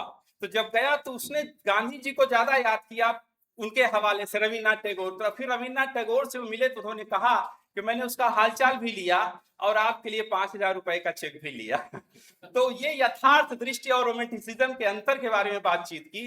प्रेमचंद के हवाले से कहा जाए कि प्रेमचंद अपने समय के यथार्थ को कैसे रच रहे थे। अपने समय की तमाम सारी जो बाजार और पूंजी और तमाम सारा संदर्भ था उसके बारे में भी प्रेमचंद बहुत यथार्थवादी दृष्टि से सोच रहे थे। मजदूरों के बारे में सोच रहे थे, किसानों के बारे में सोच रहे थे। इसके साथ साथ प्रगतिशील साहित्य का पूरा एक धरातल भी अपनी पत्रिका के मार्फत वो प्रस्तुत कर रहे थे। एक और खास बात की तरफ आपको इशारा मैं ध्यान दिलाना चाहता हूं कि प्रेमचंद को अक्सर हम एक खेमे में लेने की कोशिश करते हैं कि उनकी साहित्य को हम प्रगतिशील साहित्य के रूप में ही देखते हैं, लेकिन प्रेमचंद ने पत्रकारिता के मार्फत एक नई दुनिया की खोज भी की। वो बताने की कोशिश की कि साहित्य और दृष्टि के साथ कोई अगर लिख रहा है तो उसे भी पत्रिका में अपने स्थान देना बहुत जरूरी है। उन्होंने नंदुलारे वाजपेयी का लेख छापा जो बहुत विरोध वाला लेख था। आप जानते हैं कि नंदुलारे वाजपेयी को बहुत पसंद नहीं करते थे, उसके बावजूद उन्होंने उनका लेख छापा और ये बताने की कोशिश की कि इस लेख को पढ़ा जाना चाहिए, नंद दुलारे वाजपेयी और मेरी दृष्टि से ज्यादा जरूरी है इस लेख को पढ़ा जाना।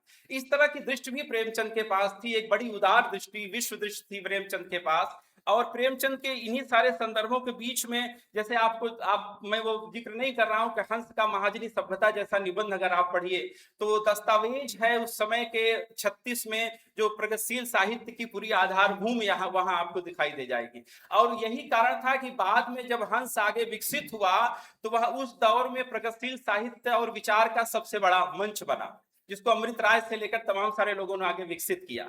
और उत्तर समय में वो कैसे राजेंद्र यादव हंस नाम की पत्रिका के माध्यम से ही वही हंस है जिसमें उन्होंने अपनी तरह से स्त्री और दलित विमर्श का भी एक रूपरेखा बनाने की कोशिश की। ये भी एक हवाले से देखा जा सकता है उन सारे संदर्भों के। मैं एक और बात आपके सामने रखना चाहता हूं कि प्रेमचंद को पढ़ें तो प्रेमचंद अपने समय और समाज के साथ साथ पारंपरिक जो परंपरा है वाल्मीकि से लेकर कबीर से लेकर व्यास इन सब के बारे में लिखते हैं, सूर तुलसी के बारे में लिखते हैं। और लिखते समय उन्होंने लिखा कि ये सब तपस्वी थे, तपस्वी की तरह कैसे काम इन्होंने किया, उस हवाले से उन्होंने अपनी बातें रखी। बहुत सारी बातें और भी है, एक अंतिम बात रख के अपनी बात समाप्त करूंगा, समय का दबाव है, हम लोग को यच्चू जाना है, नहीं तो कुछ दूसरी बातें भी मैं रखता। मैं नामवर सिंह की अभी शताब्दी वर्ष मनाई गई है, आप जानते हैं कि नामवर सिंह ने प्रेमचंद पर कई निबंध लिखे हैं, बहुत शानदार उन्होंने निबंध लिखे। नामवर जी ने प्रेमचंद और गांधी जी से तुलना की है एक निबंध, और उन्होंने ये बताया कि गांधी जी की यथार्थ दृष्टि से ज्यादा उन्नत दृष्टि है प्रेमचंद की। क्यों वो दृष्टि यथार्थवादी ज्यादा है, ज्यादा हमारे काम की है, ज्यादा प्रगतिशील है, इन सारे ये गांधी जी का अपना महत्व है। लेकिन जैसे ही बातचीत हम गांधी बनाम प्रेमचंद की करते हैं तो प्रेमचंद कैसे, जैसे मैंने आपको एक उदाहरण दिया, मैं नामवर जी के हवाले से वो बात आपके सामने रखना चाहता हूं।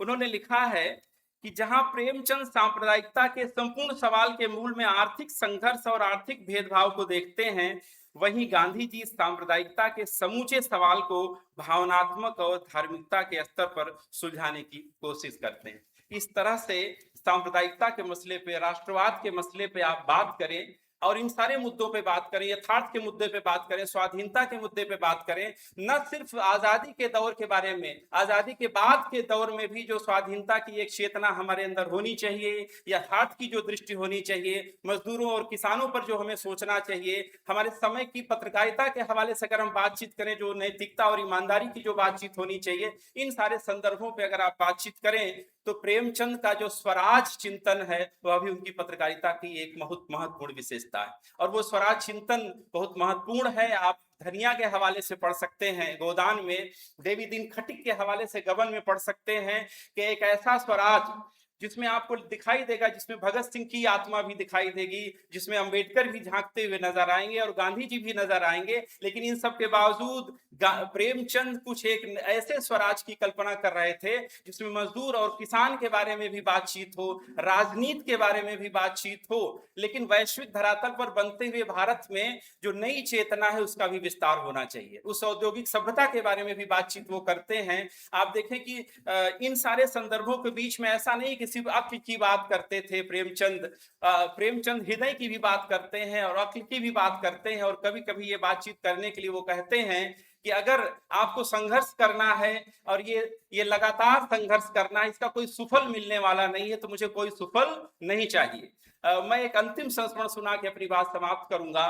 वो संस्मरण शिवपूजन सहाय ग्रंथावली में है। शिवपूजन सहाय ने जिक्र किया है कि प्रेस को लेकर किस तरह तंगहाली झेली उन्होंने, और लेकिन वो मजदूर और कर्मचारियों के बारे में बातचीत करते थे, लेकिन बात ही नहीं करते थे, कैसे एक वातावरण बनाते थे, उसको बहुत दिलचस्प तरीके से यहाँ शिवपूजन सहाय ने दर्ज किया है। मुझे लगता है किसी संपादक, किसी मालिक, वो मालिक भी थे उसके, कैसे अपने मातहत के साथ रिश्ता बनाना चाहिए, सिर्फ बोलने से काम नहीं चलता, वहां वातावरण कैसे बनाया जाना चाहिए, इस पर उन्होंने लिखा है, बहुत दिलचस्प है। वही पढ़ के मैं अपनी बात समाप्त करूंगा। आचार्य शिवपूजन सहाय ने प्रेमचंद के चारित्रिक विशेषता के बारे में लिखा है। शाम को प्रेस में दिन भर की आमदनी का हिसाब जोड़ा जाता, कर्मचारियों को रोज कुछ न कुछ देना ही पड़ता, सबकी मांग रोज नहीं पूरी होती थी, किंतु प्रेमचंद जी सबके सामने आमदनी का हिसाब रख देते और कहते, इतने पैसे में तुम ही लोग अपने और मेरे लिए ब्योंत कर दो, मुझे पान तंबाकू एक्का भाड़ा भर देकर बाकी आपस में बांट लो। उनके हंसते हंसते ऐसा कहते सुनकर सब कर्मचारी भी हंसने लगते। फिर रुपया चाहने वाले अठन्नी और अठन्नी मांगने वाले चवन्नी पर प्रसन्नता से संतोष करते। जिस दिन मजदूरों की मांग पूरी हो जाती उस दिन प्रेमचंद जी बहुत प्रसन्न हो जाते थे। अपने कर्मचारियों से उनकी हार्दिक सहानुभूति थी।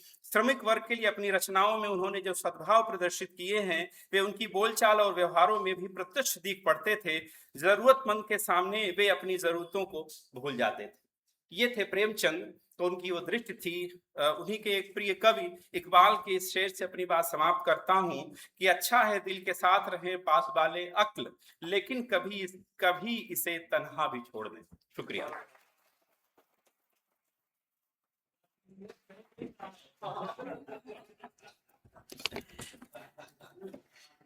धन्यवाद सर। सर आपने हंस के हवाले से हमारे सामने रखा कि प्रेमचंद अपने समय का यथार्थ कैसे रच रहे थे और कैसे जागरूक कर रहे थे जनता को। अब मैं हम सबके प्रिय अध्यापक और अध्यक्षीय उद्बोधन के लिए प्रोफेसर आशीष त्रिपाठी सर को आमंत्रित करती हूँ।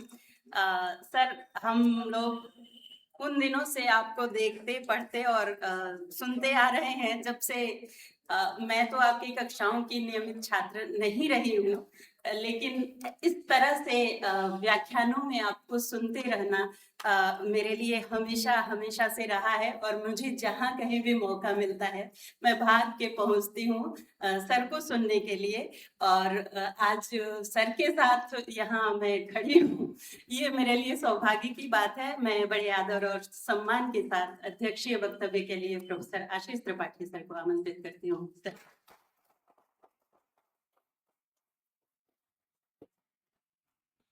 शुक्रिया डॉक्टर किरण जी। सभागार में उपस्थित हिंदी के समकालीन हिंदी के बहुत महत्वपूर्ण, बल्कि मैं कहूँ शीर्ष स्थानीय कथाकार, कहानीकार और उपन्यासकार, संपादक आदरणीय अखिलेश जी। ठीक ही कहा हमारे साथियों ने कि मैं जब बोलने खड़ा हुआ हूं तो हारमोनियम बैकग्राउंड में बज रही है। आदरणीय अखिलेश जी, ठीक कहा हमारे किसी साथी ने कि प्रेमचंद की परंपरा हिंदी में जिस तरह से विकसित हुई है उसके एक वाहक अखिलेश जी भी हैं। हम सबके लिए बहुत ही सुखद अवसर है कि आज इस संगोष्ठी के दूसरे सत्र में भी वो उपस्थित हैं और ये जो बातचीत हो रही है इसके वो साक्षी हैं। अब मेरे बहुत ही प्रिय मित्र, 2 प्रिय मित्र बल्कि 3 प्रिय मित्र, जिनके रहते सारा संसार उन्हीं में समाया हुआ है, ऐसे हैं जो न दोस्त की जरूरत है, न दुश्मन की, न ईश्वर की, न किसी की जरूरत नहीं है, न धरती की, न आकाश की, किसी की जरूरत नहीं है। प्रोफेसर मनोज कुमार सिंह जी और प्रोफेसर नीरज खरे जी और भाई विवेक जी, शिल्पा जी और मंच पर उपस्थित मेरे बहुत ही प्रिय साथी, आदरणीय साथी डॉक्टर अनुराग दवे, प्रोफेसर प्रभाकर सिंह जी, हमारे बहुत ही जिनसे बहुत उम्मीद है हम लोगों को, ऐसे हमारे अविनाश जी, धीरेन जी, किरण जी। जैसा मैंने कहा था कि खुद ही 15 मिनट की एक सीमा है। आपने देखा कि किसी को भी हमने कोई रोका नहीं, टोका नहीं। हम चाहते थे कि लोग और बोलें, लेकिन लोग नहीं बोले और समय से ये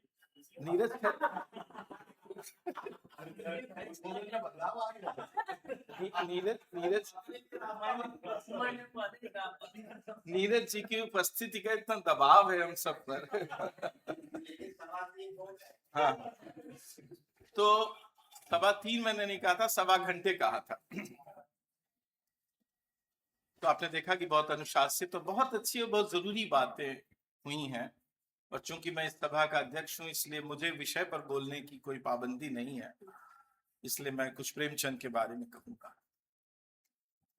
मैं हर एक 4-5 साल के भीतर हिंदी की कुछ किताबें दोबारा पढ़ता हूं और जब उन्हें पढ़ता हूं तो उनकी एक नई कॉपी खरीदता हूं, यानी पिछली को रख देता हूं, क्योंकि उसमें जो गोदागादी मैं करता हूं वो इतिहास में, मेरे लिए इतिहास में अंकित रह जाती है। नई कॉपी खरीद के फिर से पढ़ता हूँ।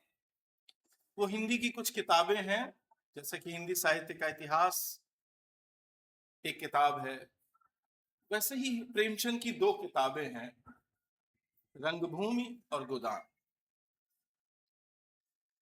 पिछली बार कोरोना के समय मैंने 9 उपन्यास सीरियल से पढ़े, जिसमें इन दोनों उपन्यासों को भी पढ़ा। 6 उपन्यास मैंने मंजूर एहतेशाम के पढ़े और एक पांडुलिपि पढ़ी महेश कटारे की, जो तब तक छपी नहीं थी, भभूति पर उनका उपन्यास। ये सब 2020 की गर्मियों में हो रहा था। और जब इस बार मैं रंगभूमि और गोदान को पढ़ रहा था तो मेरे मन में एक बहुत नए किस्म का एक सवाल पैदा हुआ कि प्रेमचंद के ये पात्र जो बातचीत करते हैं उसकी रेंज क्या है, तो किन किन मुद्दों पर बातें करते हैं, कौन कौन से विषय उठाते हैं, और उसमें जो अलग अलग पक्ष हैं, अलग अलग पात्र हैं, वो कैसे अपने को खुद को उपस्थित करते हैं। जैसे आप गोदान को देखिए, गोदान की वो कथा जो हिंदी की सब लोकप्रिय कथा है, होरी की कथा, उसको थोड़ी देर के लिए किनारे कर दीजिए और उस कथा को हीन करके गोदान को पढ़िए, तो जो बहसें हैं उसके अंदर 1936 में प्रकाशित हिंदी के एक उपन्यास में स्त्री के अधिकारों पर जो बहस है, एक सभा है जिसमें मालती की छोटी बहन मेहता के भाषण पर आपत्ति करती है और लंबा प्रकरण चलता है वो दोनों के बीच, मेहता और मालती की छोटी बहन, अभी नाम मैं भूल रहा हूं उसे, सरोज। अब इस बहस को के बारे में सोचिए। स्त्री के अधिकार, एक पक्ष मेहता का है, जो उपन्यास के पूर्वार्ध में एक अलग तरह का मेहता है, जब तक मालती उसे छोड़ नहीं देती तब तक वो अलग प्रकार का मेहता है, और जब मालती उसके साथ न रहने का निर्णय लेती तो फिर एक मेहता में एक ट्रांसफॉर्मेशन आता है। फिर गोविंदी के साथ मेहता का वार्तालाप है, गोविंदी के पति के व्यवहार को लेकर। आपको याद होगा वो घटनाक्रम। मैं घटनाओं पर बात नहीं कर रहा, मैं प्रेमचंद के उस असीम भावनात्मक समृद्धि पर बात नहीं कर रहा कि प्रेमचंद हिंदी का एक ऐसा लेखक है जिसको मनुष्य के मनोभावों की, अंतर्भावों की, उसके घात प्रतिघात के, उसके संघात की कितनी कितनी सूक्ष्म समझ।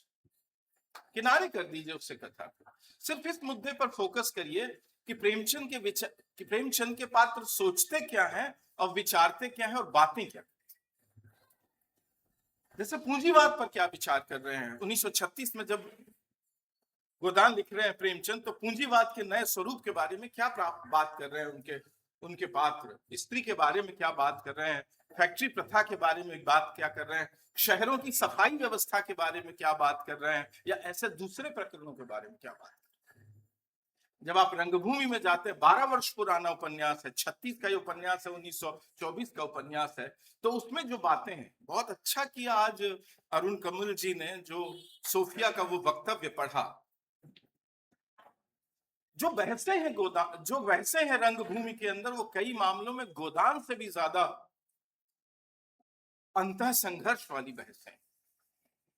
जो सोफिया और उसके पिता, सोफिया और विनय सिंह, शहर के किन्हीं लोगों और सूरदास के बीच में, या शहर डॉक्टर गांगुली और जानवी देवी, या जानवी देवी और विनय सिंह, या तमाम लोगों के बीच में होती है। या प्रेमचंद की बहुत सारी कहानियां, प्रेमचंद के पात्र ये जो वैचारिक वार्तालाप करते हैं, ये वैचारिक वार्तालाप प्रेमचंद को प्राप्त कैसे होता, वहां तक वो पहुंचते कैसे। आखिर मेहता यदि कोई बात कर रहा है स्त्री के बारे में और सरोज उसके खिलाफ बात कर रही है, तो सरोज जो उसके खिलाफ बात कर रही है, अभी तो सिमोन द बहुआ की किताब छपी नहीं है फ्रांसीसी भाषा में, पर हाँ हिंदी में श्रृंखला की कड़ियां के निबंध छप रहे हैं। याद रखना चाहिए आपको, जॉन स्टुअर्ट मिल का वो महान निबंध छप चुका है, और ऐसा बहुत सारा साहित्य जो लिबरल फेमिनिज्म 19वीं शताब्दी का, उसका बहुत सारा कुछ छप चुका है।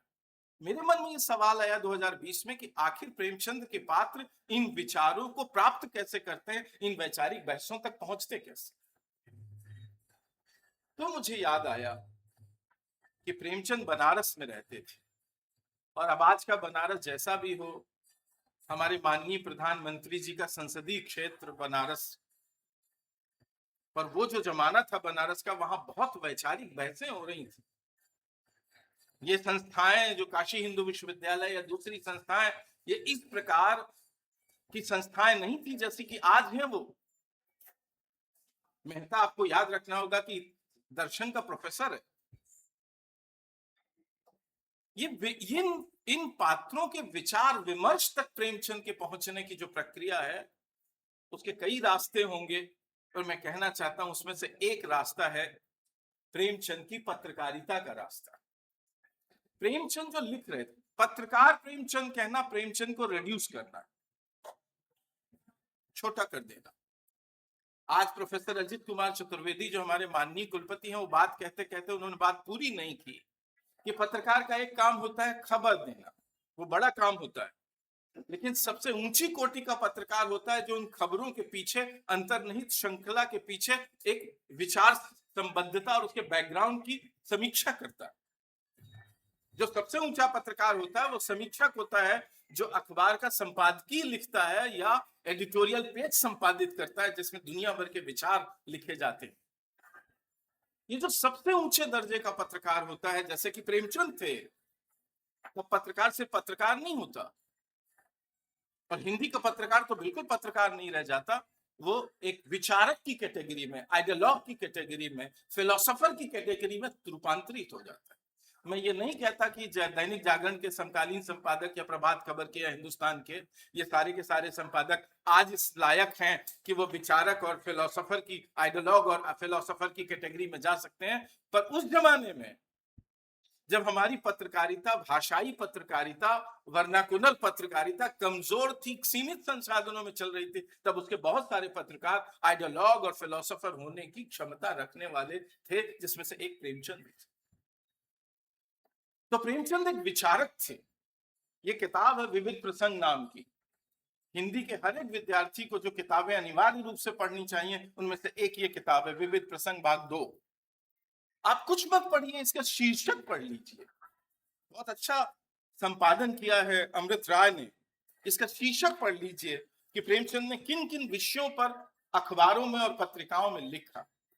अब देखिए, स्वतंत्रता संग्राम पर कितने नोट हैं, छोटे और बड़े। स्वाधीनता की संकल्पना, कितनी चीजों के बारे में उन्होंने लिखा इस कैटेगरी के अंतर्गत। फिर जब वो अंतरराष्ट्रीय, इंटरनेशनल ऑर्डर पर लिख रहे हैं, अंतरराष्ट्रीय परिघटनाओं पर लिख रहे हैं, तब वो क्या क्या लिख रहे हैं, किन किन घटनाओं का इंद्राज कर रहे हैं और उसका विश्लेषण कैसे कर रहे हैं। युद्ध और शांति के बारे में क्या लिख रहे हैं, हिंदू मुसलमान के बारे में क्या लिख रहे हैं, छूत अछूत के।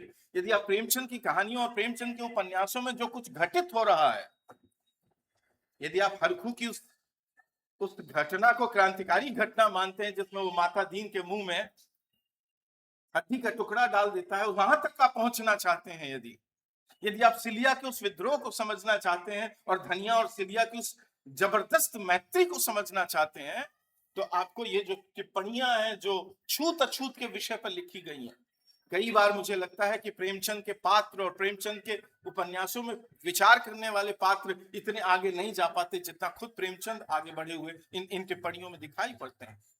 अखिलेश जी ने सुबह बिल्कुल ठीक याद दिलाया था कि जब वो स्त्री के प्रसंग में श्री शारदा बिल के बारे में लिख रहे हैं, तो आपको याद रखना चाहिए कि संभवतः हिंदी के पहले ऐसे लेखक हैं, पत्रकार नहीं। ये वो जमाना है जब कांग्रेस में महिलाएं मुख्य दल में शामिल नहीं हो सकती थी।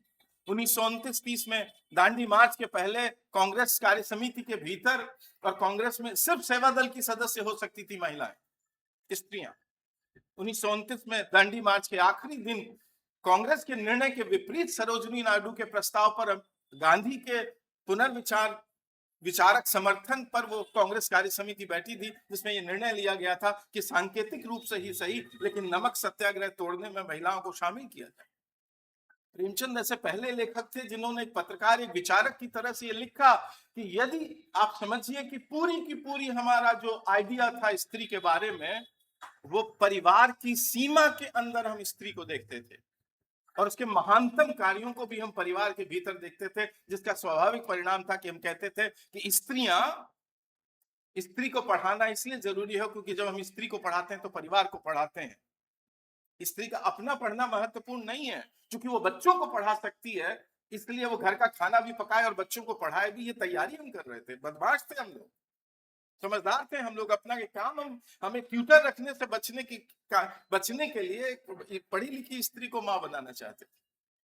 लेकिन ये जो इतना दबाव था हमारे पूरे वैचारिकी पर, महात्मा गांधी के समूचे चिंतन पर दबाव था, और बहुत सारे उस जमाने के लेखों, खुद प्रेमचंद के प्रारंभिक वैचारिकी पर इसका दबाव दिखाई देता है, उनकी कहानियों और उपन्यास पर। लेकिन प्रेमचंद श्री शारदा बिल के बारे में लिखते हुए कहते हैं कि यदि लड़कियां अकेली रहना चाहें और विवाह न करना चाहें तो भी समाज को उनके इस अधिकार का समर्थन करना चाहिए। प्रेमचंद, आप सोचिए 1930 के दशक में एक पत्रकार, एक विचारक की तरह से प्रेमचंद यहाँ जा रहे हैं। इसलिए जब वो ये लिखते हैं तब मुझे समझ में आता है कि वो सरोज जो कुछ कह रही है उसके बीच में एक डायरेक्ट इंटरलिंक है। इसलिए हिंदी का बड़ा लेखक या शायद पूरी दुनिया का बड़ा लेखक वही हो सकता है जो बहुज्ञ हो, बहुश्रुत हो, बहुपठित हो, और दुनिया की जितनी तरह की जानकारियों पर जिसकी अपनी राय होगी वही हिंदी का बड़ा लेखक होगा। गोदान जैसा, रंगभूमि जैसा, कर्मभूमि जैसा, गबन जैसा उपन्यास वही लिख सकता है जो पूरे दुनिया पर जिसकी नजर, आप याद रखिए, निराला की भी नजर है। और खासतौर पर उत्तरवर्ती समय में हम जब देखते हैं एक से एक हमारे लेखक हैं, जैसे कि गजानन माधव मुक्तिबोध ने जो टिप्पणियां लिखी हैं इंटरनेशनल रिलेशंस पर, विदेश के मामले में जो टिप्पणियां लिखी हैं, तो वो अद्भुत टिप्पणियां हैं और उसको देखकर आप चौंक जाते हैं, क्योंकि उनकी कविताओं में कहीं इसका कोई जिक्र नहीं। लेकिन जब आप ब्रह्म राक्षस जैसी कविता पढ़ते हैं तब आपको लगता है कि हाँ, ये आदमी कितना बहुपुटित, कितना बहुश्रुत था, बहुज्ञ था ये आदमी। तो प्रेमचंद की पत्रकारिता न होती और वो अखबारों में न लिखते तो हमें पता नहीं चलता कि प्रेमचंद क्या क्या पढ़ते थे, किस किस चीज पर उनकी नजर थी। और ये कहानियों और उपन्यासों के भीतर ये इस प्रकार के जो घटनाक्रम का आ रहे हैं, उसका रचनात्मक वैचारिक स्रोत कहाँ कहाँ सन्निहित है। इसलिए प्रेमचंद की वैचारिकी को, प्रेमचंद के पत्रकारिता संबंधी लेखन को जरूर देखना चाहिए। इसी पुस्तक में एक बहुत महत्वपूर्ण भाग अमृतराग ने किया है, जिसका शीर्षक है नागरिक शासन। आप सब जानते हैं कि भारत में लोकतंत्र का पहला प्रयोग नगर पालिकाओं के माध्यम से हुआ। यानी पहली बार जहां आपको चुनाव देखने को मिलते हैं वो नगर पालिकाएं हैं भारत की। जहां तक मुझे मालूम है भारत का इतिहास, संभवतः सबसे पहले दार्जिलिंग नगर पालिका में चुनाव होते हैं 1800 कुछ में, जबकि नीचे से पानी ले जाया जा रहा होता है दार्जिलिंग जैसे शहर में, तब वहां चुनाव हो रहे होते हैं दार्जिलिंग के अंदर। आप यदि इन टिप्पणियों को पढ़ेंगे तब आप समझ सकेंगे कि 1924 में रंगभूमि लिखते हुए प्रेमचंद ने नागरिक शासन की, यानी डेमोक्रेसी की जितनी जबरदस्त आलोचना की है, मुझे कोई दूसरा लेखक विचारक हिंदी में और भारतीय भाषाओं में नजर नहीं आता जो आजादी से 23 साल पहले डेमोक्रेसी के बारे में यह कह रहा हो कि ये डेमोक्रेसी कुछ और नहीं है, जो अमीर होगा, जो ताकतवर होगा, उसके हिसाब से चलेगी डेमोक्रेसी।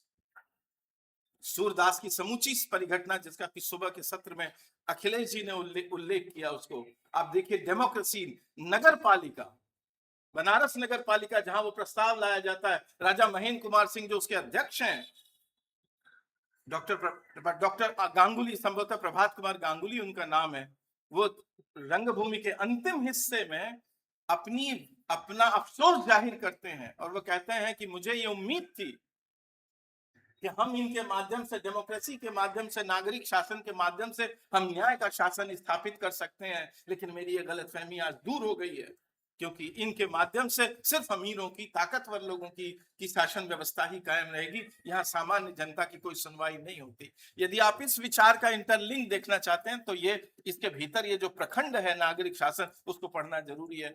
इसका मतलब मैं ये कहना चाहता हूं दोस्तों कि प्रेमचंद की कहानियों, प्रेमचंद के उपन्यासों में जो वैचारिकी है, उसका जो इंटरलिंक है, उसका जो रचनात्मक स्रोत है, रचना प्रक्रिया के भीतर जहां से वो प्राप्त करते हैं, वो शायद उनकी पत्रकारिता है, उनका जो विचारक स्वरूप है, वहां से वो प्राप्त करते हैं। आखिरी बात कहकर खत्म करता हूं। प्रेमचंद के समूचे रचनात्मक लेखन की ही तरह प्रेमचंद के समूचे वैचारिक लेखन की, यानी जिसमें पत्रकार के रूप में किया गया उनका लेखन भी शामिल है, उसके मुख्य रूप से दो मोर्चे। पहला मोर्चा है उपनिवेशवाद विरोधी मोर्चा, और ये उपनिवेशवाद विरोधी मोर्चा बहुत ही जबरदस्त तरीके से उनकी इस कहानियों में फैला हुआ है। यदि प्रेमचंद के समूचे चिंतन में जो उपनिवेशवाद की जो जबरदस्त आलोचना है, भारत के भीतर उपनिवेशवाद की आलोचना, उसके रेशे रेशे को आपको समझना है तो आपको जाना पड़ेगा उसके अंदर। और इस विविध प्रसंग में जो टिप्पणियां हैं स्वतंत्रता संग्राम से संबंधित, उसमें आप देखेंगे तो ये जो उपनिवेशवाद विरोधी जो मोर्चा है, जो अंततः पूंजीवाद विरोधी मोर्चा भी है और अंततः पूंजीवादी लोकतंत्र विरोधी मोर्चा भी है। जब वो कहता है, वो गबन में और प्रेमचंद की कहानी आहूति में जब पात्र कहते हैं कि भाई अंग्रेजों की जगह काले आ जाएंगे तो क्या फर्क पड़ेगा, इससे आप उपनिवेशवाद विरोधी मोर्चा ही मानिए। इसमें इस किताब की स्वतंत्रता संग्राम से संबंधित टिप्पणियों में उन्होंने लिखा है कि ये जो ब्रिटिश लोग जो इतना बड़ा ये गाना गाते हैं डेमोक्रेसी का और अपने विचारों का और अपनी ऊंचाई का, लेकिन इनके वास्तविक कारनामे क्या है? यानी कहने में जो डेमोक्रेसी है, संविधान में कुछ और कहते हैं आप, नियम में कुछ और कहते हैं, लिखते कुछ और हैं, और आपका असली चरित्र क्या है? उपनिवेशवाद विरोधी मोर्चे के अंदर बहुत सारी चीजें। ईदगाह कहानी का जिक्र आया था। ईदगाह में वो बच्चे पुलिस के बारे में जो टिप्पणी कर रहे हैं, जुडिशरी कचहरी और वकीलों के बारे में जो टिप्पणी कर रहे हैं, और डीएम के बारे में जो टिप्पणी कर रहे हैं, उसको ध्यान से पढ़िए। बच्चे कर रहे हैं, ये कहां से आता है उनके भीतर? ये या कर्मभूमि में जिस प्रकार से आलोचना है अमरकांत के माध्यम से, या डॉक्टर गांगुली जिस तरह आलोचना करते हैं, आप सोचिए सेवा सदन में सुमन का गजाधर नाम के उस व्यक्ति से विवाह क्यों होता है? अक्सर हिंदी में उसे बेमेल विवाह की कहानी कह के पढ़ा गया। नहीं नहीं नहीं नहीं नहीं नहीं, वो बेमेल विवाह की कहानी नहीं। शुरू कहां से होती है? सुमन का एक योग्य युवक से विवाह क्यों नहीं हो सकता? क्योंकि सुमन के पिता जो थानेदार हैं, उन्होंने दहेज देने लायक पैसा इकट्ठा नहीं किया है, और दहेज लायक पैसा देना इकट्ठा करने का मार्ग है घूस लेना। ये जो ब्यूरोक्रेसी पनप रही है, उस ब्यूरोक्रेसी में आज हम जिस बड़े पैमाने पर देखते हैं पूंजीवाद के, आप इस गलतफहमी में हो कि पूंजीवाद होगा और भ्रष्टाचार नहीं होगा, तो ये गलतफहमी आप निकाल दीजिए। दुनिया में कहीं भी लोकतंत्र होगा और वो पूंजीवादी लोकतंत्र होगा तो भ्रष्टाचार होगा ही होगा। भारत की तरह वो छोटे दर्जे का नहीं होगा। यहाँ दफ्तरी नहीं मांगता होगा अमेरिका में घूस, लेकिन बड़े बड़े मंत्रालयों के बड़े बड़े टेंडर्स के पीछे और बड़े बड़े जिसमें पूरी दुनिया का एक मुल्क खरीद लिया जाता है, इस लेवल का भ्रष्टाचार होता है। आप देखिए 1915 का उपन्यास है सेवा सदन, लेकिन उसकी शुरुआत इस प्रकरण से होती है, रिश्वत वाले प्रकरण से। ये उपनिवेशवाद विरोधी पूंजीवाद विरोधी मोर्चा है। नमक का दारोगा, याद कीजिए, हमको स्कूल में पढ़ाया गया कि वो ईमानदारी की विजय होती है अंत में। नहीं, ये कहानी नहीं है, ऐसे मत पढ़िए उसको। वो बंसीधार नाम का जो योग्य ब्यूरोक्रेसी के अंदर काम करने वाला जो युवक है, उसको अंततः सरकारी महकमे से हटाया जाता है पूंजीपति के दबाव के कारण। लेकिन ये कहानी आपको इतनी पढ़ेंगे तो आपको अलग नजर आएगी, लेकिन इसका क्लाइमेक्स क्या है कि अंततः वही पंडित अलोपी दीन उसी ईमानदार आदमी को अपनी कारनामे में फैक्ट्री चलाने के लिए, पूंजी का व्यवसाय खड़ा करने के लिए ईमानदार आदमी की जरूरत है। ये है उपनिवेशवाद विरोधी पूंजीवाद विरोधी मोर्चा। यहां तक प्रेमचंद की नजर है। मैं कहना यह चाहता हूं कि इन टिप्पणियों में यह सब कुछ लिखा हुआ है जो भी मैं कहूंगा। तो उपनिवेशवाद विरोधी, पूंजीवाद विरोधी, साम्राज्यवाद विरोधी और पूंजीवादी लोकतंत्र विरोधी एक मोर्चा है, और दूसरा मोर्चा है सामंतवाद विरोधी, जहां सबसे कठिन लड़ाई है। घृणा का पुजारी उन्हें ऐसा ही नहीं कहा गया। यदि सब लोग अंग्रेजी राज के खिलाफ लिख रहे होते तो उन्हें घृणा का पुजारी नहीं कहा जाता। पर चूंकि वो वर्ण व्यवस्था पर लिख रहे थे, चूंकि वो जाति भेद पर लिख रहे थे, चूंकि वो अछूतों के हित में लिख रहे थे, और चूंकि अछूतों के हित में लिखने के लिए समाज के ताकतवर वर्णों के विरुद्ध लिखना जरूरी था, इसलिए उन्हें घृणा का पुजारी कहा गया। तो ये सब कुछ जो उनकी किताबों में, जो उनकी कहानियों और उपन्यासों में लिखा हुआ है, ये सब उनके पत्रकारिता संबंधी, विचारक संबंधी लेखन में मौजूद है। प्रेमचंद की समूची उपन्यासों और कहानियों का जो वैचारिक जीत है वो इस किताब के अंदर सन्निहित है, जिसे आप साधारण भाषा में, हमारे प्रिय मित्र नीरज खरे जी साधारण भाषा में पत्रकार का लेखन कहते हैं। पत्रकार प्रेमचंद का लेखन नहीं, ये विचारक प्रेमचंद का, दार्शनिक प्रेमचंद का, राजनीतिक विचारक, सामाजिक विचारक, आलोचक प्रेमचंद का ये दस्तावेज है, और इसे इसी रूप में पढ़ा जाना चाहिए। मैं बहुत बधाई देना चाहता हूं नीरज जी को। जब से नीरज जी संस्था के निदेशक बने हैं, एक तो हमें बहुत अच्छा लगता है, समन्वयक बने। हाँ भाई, हम तो आपको निदेशक के रूप में ही देखना चाहते हैं कि एक प्रेमचंद संस्थान हो, उसके आप निदेशक हो। लेकिन जब से नीरज जी और उनकी ये नई टीम, जिसमें धीरेन्द्र जी हैं, शिल्पा जी हैं, विवेक भाई हैं, ये जो नई टीम जब से आई है, इसने बड़ी उम्मीद जगाई है कि प्रेमचंद के बारे में कुछ होगा, कुछ अच्छा होगा, और पिछले 1-1.25 साल से हो रहा है। तो ये उम्मीद कायम रहे, और हम लोग इस तीर्थ में बार बार आते रहें, और कुछ कुछ कहते रहें, बात को आगे बढ़ाते रहें, कहते रहें और सुनते रहें। देखिए, भारतीय समाज में इस समय एक अलंकार से बचने की जरूरत है। मैंने उसको जो दोष माना गया, उससे बचने की जरूरत है। हमारे काव्य शास्त्र में पुनरुक्ति को दोष माना गया, लेकिन मैं समझता हूं कि समाज में इस समय, पिछले 30 साल में जो समाज है, उसमें पुनरुक्ति को दोष भले माने लोग, लेकिन कुछ बातें बार बार कहनी जरूरी है। हमारा लेखक प्रेमचंद है। प्रेमचंद के बारे में हम किससे पढ़ेंगे, सुनेंगे? हम रामविलास शर्मा की प्रेमचंद और उनका युग पढ़ेंगे, नामवर सिंह की प्रेमचंद और भारतीय समाज पढ़ेंगे। हम बहुत सारे वो जो प्रेमचंद के तथाकथित विशेषज्ञ हैं, उनको नहीं पढ़ेंगे। कम से कम मैं तो नहीं पढ़ूंगा।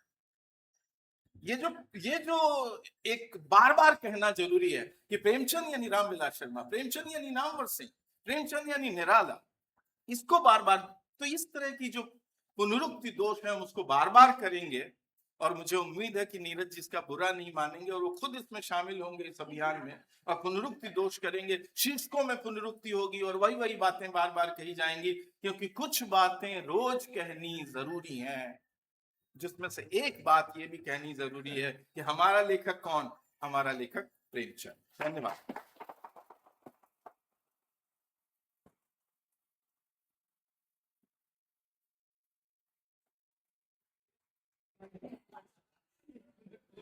धन्यवाद सर। विचारक प्रेमचंद के बारे में इतने विचारोत्तेजक वक्तव्य के बाद और इतने बड़े विचारक के बोलने के बाद मैं कुछ बोलने के स्थिति में नहीं हूँ। मैं तुरंत डॉक्टर धीरेन्द्र कुमार राय जी को आमंत्रित करती हूँ कि वो इस सभा का धन्यवाद ज्ञापन करें, इस सत्र का। जी।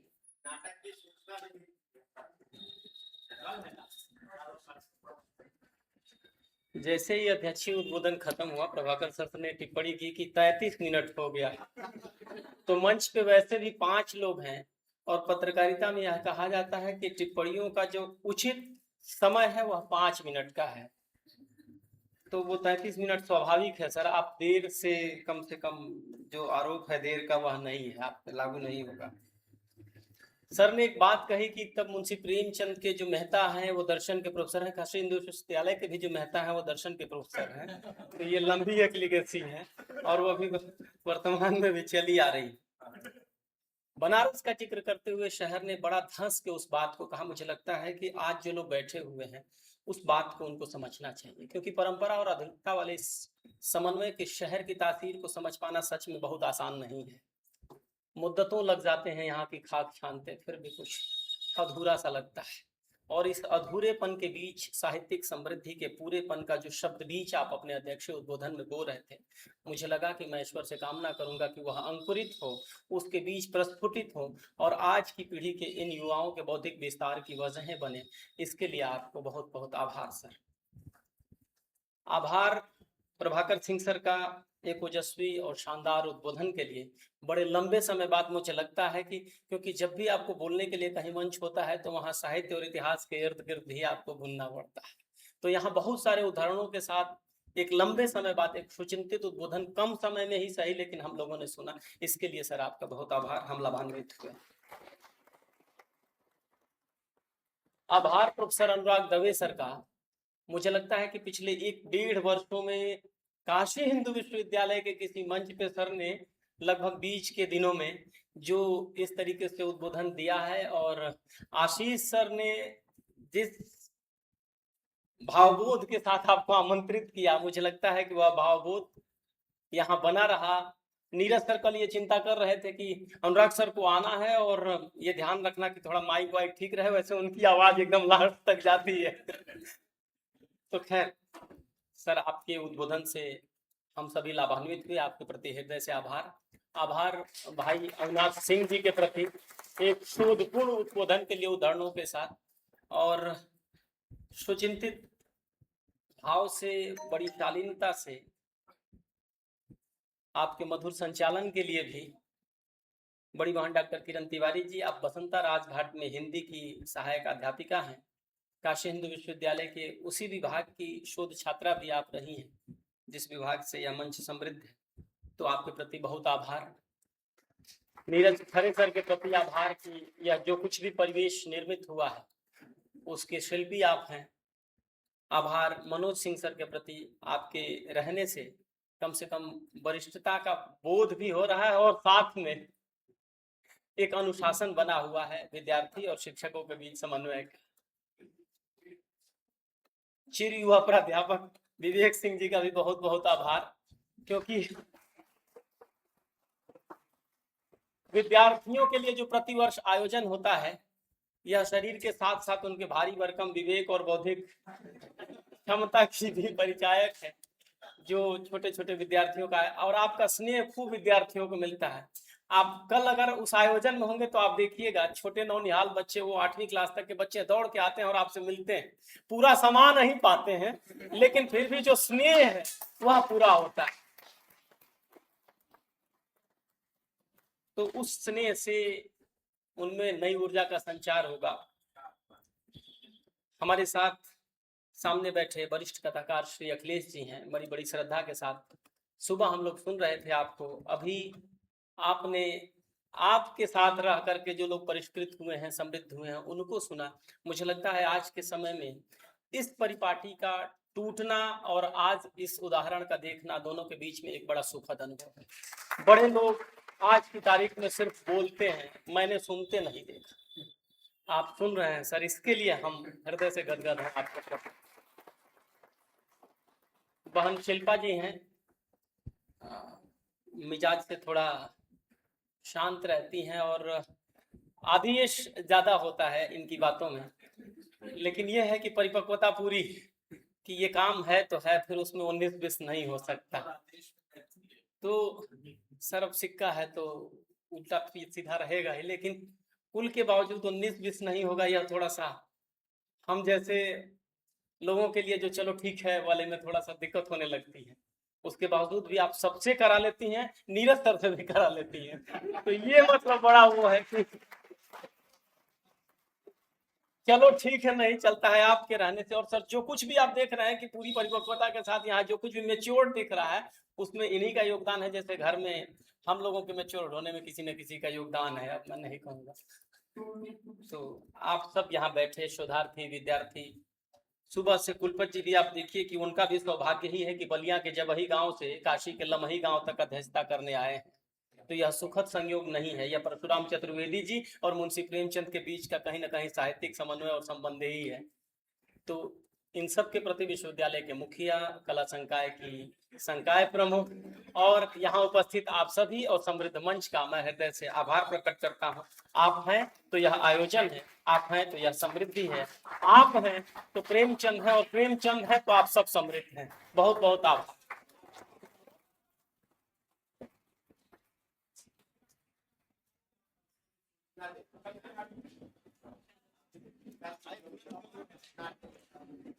कल विद्यार्थियों की प्रतियोगिताएं यहाँ होंगी, विभिन्न प्रतियोगिताएं हैं और परसों यहाँ पे नाट्य मंचन होगा, तो सबके लिए साधन वहाँ उपलब्ध होगा और परसों हम सब आएंगे, नाट्य मंचन देखेंगे।